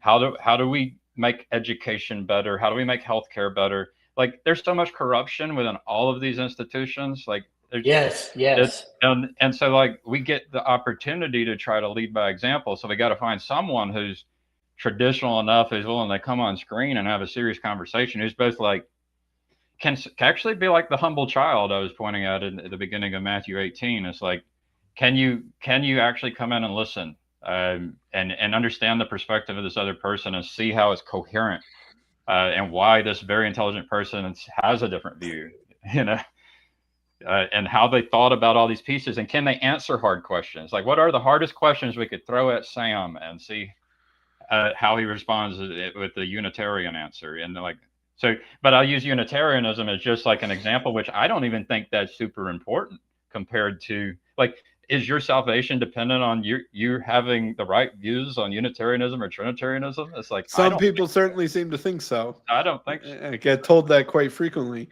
But I think one thing that Charlie Kirk also illuminated is that for a long time, evangelism, Christian evangelism, was trying to figure out how to communicate towards the left, right? How do we evangelize the left? We're going to assume that the right is good for now, right? How do we make our message palatable to the left? And that was Tim Keller's thing. And that's why a lot of people got mad at Tim Keller, because he often seemed like he was trying to dissociate himself from the right to make himself more palatable to the left, right? Coddle left, punch right. That was the criticism of him. And Charlie Kirk was like, wait a minute, there's a lot of people to evangelize over there on the right. What if we lean in that direction? What if we God and country harder? And that is actually an evangelism technique. And it seems to be working way better than the Tim Keller approach did, because Charlie is finding all these lost boys, basically, who really like the God, family, country message. And it's an inspiring vision for them. And that evangelism perhaps proved more effective of what if we just evangelize in the rightward direction? There's all these people over in the right who actually aren't Christian yet. Yeah. Focus on them. They're easier targets. They're sitting ducks for us. If you think the right is smarter than the left, then maybe they're going to be the ones who are more likely to get the good news. You know? Right. Yeah. Well, I like that Tim Keller video. I wish Paul would put. I need to just clip that out. It's so good. So I'm not a massive He did clip Tim it Keller out. guy. He did clip just it a out. little section. Okay, It's on Vanderclips. You can find it. Because it's so good, but it gets to the heart of what you're talking about, which is these two sides are polarizing more. Because what he did mention was, first off, if anybody has ever read the Federalist Papers, or if anybody's gone back and read what these guys were talking about or whatever, they set up a Christian nation. They just didn't want one particular denomination, but they absolutely set it up on Christian values. They were Christian men. They thought we would all have this at least nominal sense of this right and wrong, so on and so forth. And as Tim Keller pointed out, like, for the longest period of time, like, for example, just any sort of LGBTQ issues or whatever, I grew up a little bit in this time. There's no way you would have had this vast movement where they would have said, and even we go back to Obama and Hillary in 2008 when they weren't right. for And it. I'm going to play a clip of Obama interviewed by Rick Warren in my upcoming video. Rick Warren says, so what is marriage? Obama says marriage is between one man and one woman. It's a sacred thing, and God is in the mix. He's like, and he seems to mean it, right? Like, there's even a little bit of Obama passion and fire as he's saying exactly that as a presidential candidate in 2008. So here's the polarization. So what's happened now since that moment, we so radically shifted so crazily. It's like, but what Keller's pointing out is we had this basic underlying agreement that everyone operated from, even if you were progressive or conservative, it didn't matter. We've lost that. He's also pointed out now the left has come to top down impose their views on people, which isn't working, right? So here's the dilemma, Gab. So here's this interesting dilemma. When Charlie Kirk says something like marriage is between a man and a woman, one side agrees with that. The other side defines that as hate speech, right? Under which you should be prosecuted, jailed, and quite frankly, people saying hate speech, it's okay to murder them. that polarization you're talking about, Sam, like that's getting at the heart of kind of where we're at. And I think that the gay marriage question really is the thing that broke moralistic therapeutic deism, because moralistic therapeutic deism, when it works, was a generous and welcoming Christian host who could accommodate other things, but the base level of the identity was still Christian and rooted in historical traditional Christianity.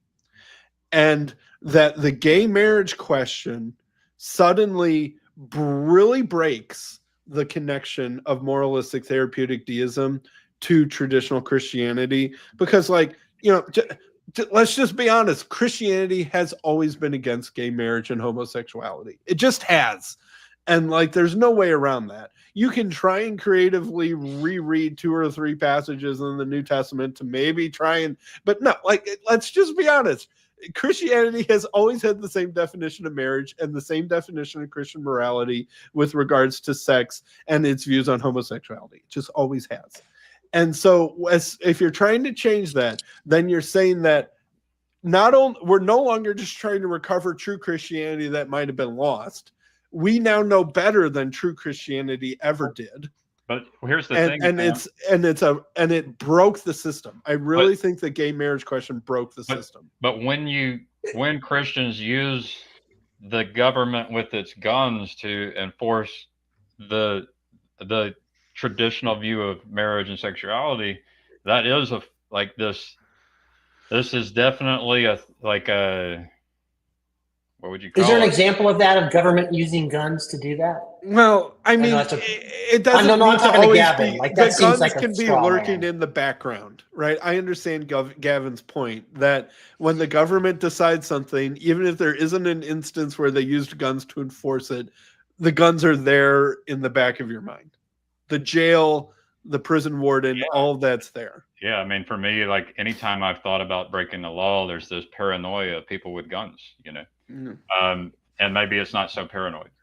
But yeah, so like, but the thing is, there would be this for me. But like, is that an ultimate good for society, Gavin, though? But To keep people, for example, for not murdering other people or stealing things, or, for example, bombing out some police stations and shooting ICE agents. And so the thing is, I even challenge the whole nationalism thing. If you go back to the federalism, anti-federalist, I think it was a mistake as soon as we created the Constitution. Like I'm a Confederate. Like I wanted the Confederation, and so I would prefer to have many small governments cooperating and being different, learning how to. Well, now we're talking, Gavin.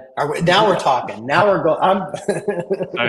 So it was the evil came in, just barely snuck in and formed the Constitution. You know, it's been when the evil, you know.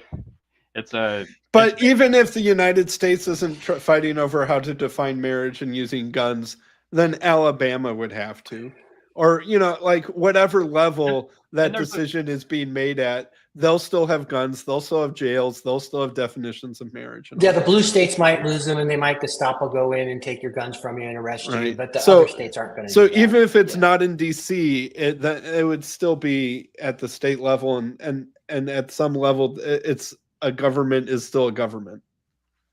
So one of the things I want to speak to, it's not just a government thing. Like when you have many states, like the more states you have, you actually have the capacity for every person to agree with their government can increase, because there's something about the ability to go to the people you agree with.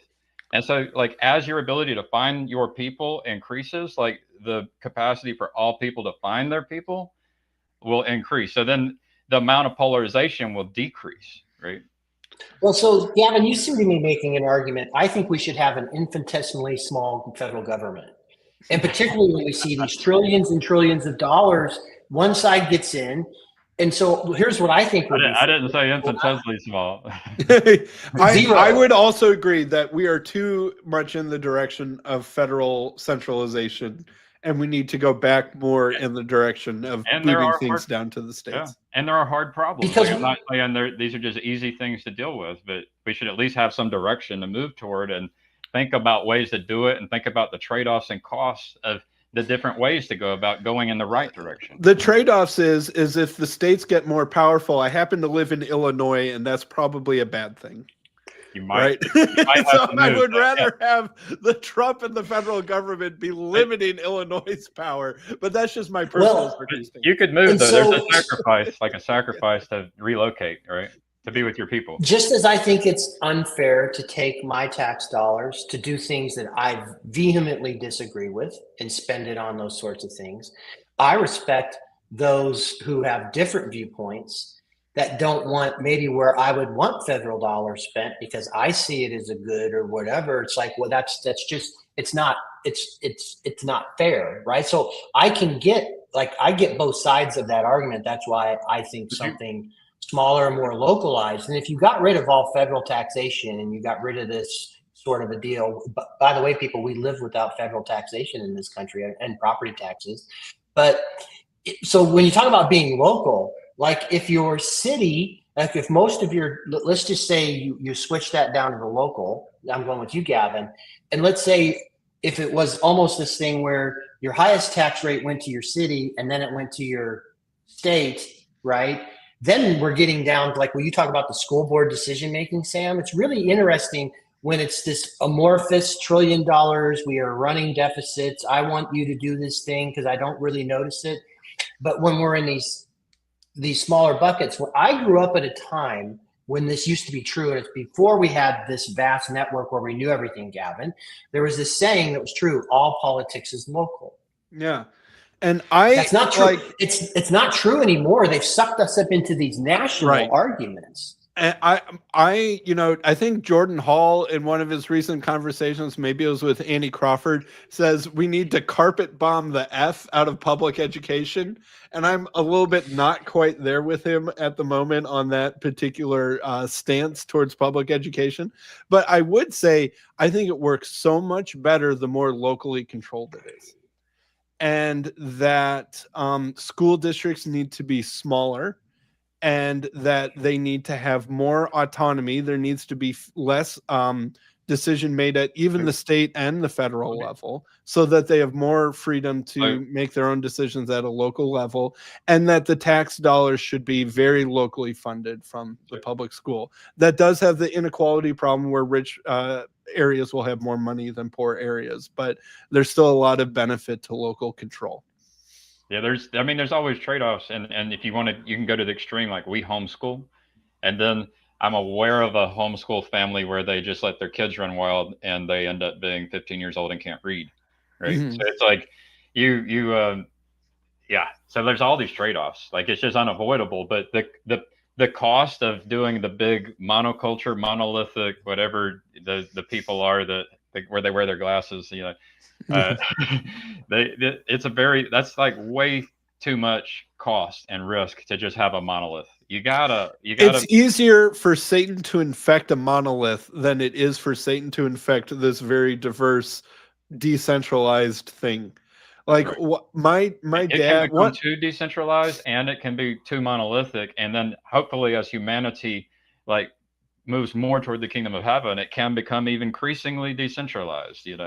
Or maybe as we get holier, it does get more centralized. Because after all, the future government is a monarchy under Christ. But it was even though I love democracy, I will admit the future vision is not a democracy. It is a monarchy under the holy, perfect monarch. But he's not going to dictate what every person has to do and say at every moment. Right? There probably is going to be a lot of distribution. And I do think that that's what the kingdom of heaven is like, is this, perfect balance between centralized authority, but it's also not just like Jesus does everything and we just sit there and clap at how awesome everything he does is. It does seem like we have responsibilities and powers and things in subordination and cooperation with him as well. Amen. Yeah, the education piece is in the education piece is interesting. So I'm a CFO of an association of Christian high schools in the fourth largest city in the United States. So one of the things we're thinking about is, it's what's really interesting is that we're getting an increasingly larger number of secular parents that want to bring their kids, and it's actually in a so-called conservative state, trying to bring their kids, because they just what the parents want safety, and they want not just physical safety, but they want is safety from someone else indoctrinating their kids with certain ideas. They just want to be able to handle that. The second piece that's going to be really interesting about education moving forward, and this scares people, but I'll use the term personalized versus AI. There are these new models that are coming up that are going to allow kids to be able to get through their schoolwork in about 2 hours. Okay. Yeah. At their own speed. You have like a personalized AI tutor. You'd like, okay, I'm working on 3-digit multiplication right now, but maybe Timmy's still only on 2-digit multiplication, but we're sitting next to each other, and like my AI thing is right at my proximal zone of development for my, next math lesson or whatever it is. So what you envision is you don't have all these different classrooms where an hour this and you're just teaching to everyone. Because within 10 minutes, I was bored. Like within elementary school, like once I knew it, and I sat there for 45 minutes, had my time totally wasted because they needed to repeat whatever that is. But anyway, so what does that look like? It's like you actually have teachers around, kids are working on their work, and then teacher A can see, oh my gosh, Johnny and Susie, they're way behind. Okay, so she can go out and talk to Johnny and Susie. Now, it could just be Johnny and Susie are goofing around and they aren't doing anything. That's one problem. It could be that Johnny and Susie are struggling with whatever that is. So they can bring them into a little smaller, and a little smaller, you have these like, let's just think this like larger, almost library setting, just big room setting, but then you have these small little corridors, and then you can give Johnny and Susie specialized things. So you do that for about 2 hours. And then what do you do with the remaining parts of the day? Well, you're going to do things like in a Christian context, it's Christian school, but you're going to do things to teach grit, resilience, communication skills, the highly human EQ things, right? So you start building on those sorts of things throughout the day. So if you're into music, for example, once you've got your schoolwork done, and by the way, students who do this model out-test their other peers by a mile. And then like you could go like if you were really into music, and well, you could go work on your piano for 2 hours. You also could do your sports practices during that time. And then, so at any rate, the public schools are going to fight back on this like crazy. Because the teachers are going to fight. Teachers won't want to do it. Not the parents or the students. The teachers are going to fight. The teacher unions are going to fight it. So we actually see we have this amazing opportunity because we can be more agile. Now, here's what it does. I really want to do this for a school, but yeah, it'll be the teachers union is the obstacle. So here's the problem that are happening with the other large language models. Sam will know this better than me, but I'm going to say it. They scrape 40% is like Reddit, and then they go to Wikipedia. So they're scraping all of these, and then they also hallucinate, and about 20% of the time they get answers wrong. Okay. And so the question is like trying to get an answer, which is kind of what education was. You're not preparing your kids because everyone will have answers. It used to be, like I worked at a law firm and this guy was his tax expert, and you could just go down to the corner office and you'd say, hey, I got this issue. And he would say, oh, that's section da-da-da-da-da-da-da-da-da-da. Go look at this case, because he was the answer man. And I didn't have to go search in some book for 4 hours. Well, I don't need that guy anymore because I can just do a little query. I'll have the information. So answering stuff isn't going to be beneficial. But what you want to, first off, you want to teach them a Socratic method where the AI is like, walking them through and not just giving them an answer, but it's, hey, what are you looking at? Asking some questions. And it's interesting. So I've actually been looking at some of those models, Sam. And what's happening is some Christian groups are building their data set from their data. So you're not getting what's happening out there. You're not getting a statistical imitation of Reddit, but a statistical imitation of something more to your alignment. Yeah. So we're getting ready to pilot. Now, many of our parents aren't ready for that. Like people aren't ready for that. The other thing, and I get it, which is AI, everyone's so scared of it. I have fears about certain amounts of AI, but what's interesting is that just like the Amish, what our approach has been to that, Sam, is like, okay, we're approaching this new way like the Amish. Okay, let's figure out this technology is going to exist.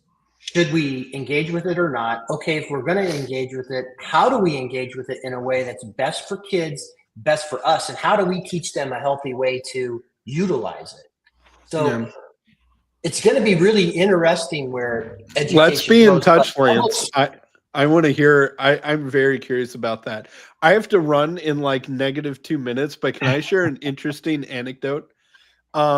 So I was doing some research on the demographics of my school district, and I'm in the northern suburbs of Chicago, and so a lot of the school districts in the northern suburbs of Chicago, some have gained enrollment over the last 5 years, many have lost enrollment. So I was doing a statistical analysis of which variables explain which school districts gained in enrollment, which ones lost in enrollment, and I had a ton of variables. Is it like average house price? Is it parent, or is it teacher to student ratio? Is it the debt rating of the school district? Is it the math scores? Is it like, throw all of the variables in the kitchen sink at this to try and explain it. I also included one more variable that was the percentage of the district that voted for Kamala Harris versus Trump. Guess which variable had all of the explanatory power while none of the other variables mattered in the least? People were moving from the very liberal school districts to the moderate districts, right? In the northern suburbs of Chicago, they're like the most red district you can find is like 55% Trump, 45% Harris. That's as red as it gets. So, but you can also find 95% Harris and 5% Trump districts.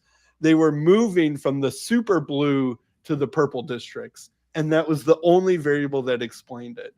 So when you were talking, Lance, about parents moving, even secular parents wanting to avoid this indoctrination, that was exactly what was going on, is that the parents are, even probably Kamala Harris voting parents, don't want to live in a 95-5 place. They would rather live in a 55-45 place and send their kids there. And so anyway, I should do a tweet thread on that or something. We'll talk about this offline. I'll actually put you in connection with some things we're doing. You might be interested, just so you can educate yourself. I would be fascinated. Yeah, we'll be in touch, Lance. Anyway, Gavin, thanks for hosting. Gotta run. Thank you, Sam. Yeah, I think I know my wife Kim would be interested if you guys end up with technology or models, and it would be so cool. That's been a big vision of the power of using artificial intelligence to provide the customized experience. But I look at it not just for learning and teaching, but also there's other things that are happening. It's this curation of knowledge that's happening, and it's accelerating with artificial intelligence. And then there's also this capacity to be aware of each person's strengths and weaknesses. And so when you, and then it will change and grow, so that you had said, maybe there's two people struggling. Eventually you're going to have a hard time finding a teacher that's better than an AI to come in and help those kids who are struggling. It's going to be hard. Well, because what you'll be we able realize to take is the expertise of those people who come in, and you would be able to document it as part of the either the training data for fine tuning, or the post training, or the retrieval augmented generation, and fetching the expertise in order to. So here's what the AI does to the teacher. So when that teacher's sitting in that room and she's kind of monitoring his kids are working, if they're actually trying to work on it or whatever, and it'll ask them questions. Why are you stopping here? I don't understand this. I don't understand, or whatever. So there are some things that are happening within as they're working on things. And then what it will do is it'll give the teacher to say, it would appear that Johnny and Susie are struggling with this understanding of this aspect. So you go into this side room, and then the teacher will work with them, but also it'll say, hey, work with them live with these problems, right? So then it's both-sided, Gavin, right? Like you talk about that, it's going to be pretty incredible. And then the other thing is I think about this, and my kids are in their 20s, and I don't know how much I can impact them much anymore. But how do you have a healthy relationship if you're going to have you can do the Vervaeke thing, which is never use an LLM, right? Or are you going to try and teach your kids to engage in a healthy way with it if you can? It's a really interesting conundrum we're in. I mean, I think we've already had all of this before, but maybe this one's more potent. But it's like social media or any media, anything on the internet. The printing press, Gavin, the printing press. The books you're reading, the movies we're watching. It's these things are all very powerful. How do you relate with them? The college football, athletics, sports, medicine. How are we supposed to relate with all this? Go ahead. So one of the things we're trying to do, Gavin, is we understand, there's a hunger for homeschooling is really growing, but there are most parents are going to have some blind spots or some loopholes, right? Maybe your kid's super into math and science and wants to get into calc and, advanced physics and stuff like that. Well, you don't know how to teach that. I wouldn't be able to teach that with any proficiency. And so what we're trying to provide is, there's these things called blended school models where you could do like homeschool stuff for most of the time, but then you can also come to the school to do certain other activities. And it could be even, whether that might be sports or band or something, so they can get some of that stuff that's hard to do kind of individually. Yeah. And so it's We a have blended some of model that. between those. We have some of that in Alabama. So we'll be looking at making sure our kids get to go play soccer, for example, would be a nice one. You bet. Well, I'm -8 minutes needing to go. So at any rate, I need to go too. Good to talk with you, Gavin. Keep Thank you, challenging man. me on my BS.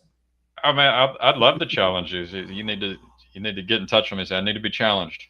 So please connect with me on Discord. All right. All right. See you, Lance. Bye. All right, people. Thank you for your attention. Be careful with your attention. Go love each other. Bye-bye.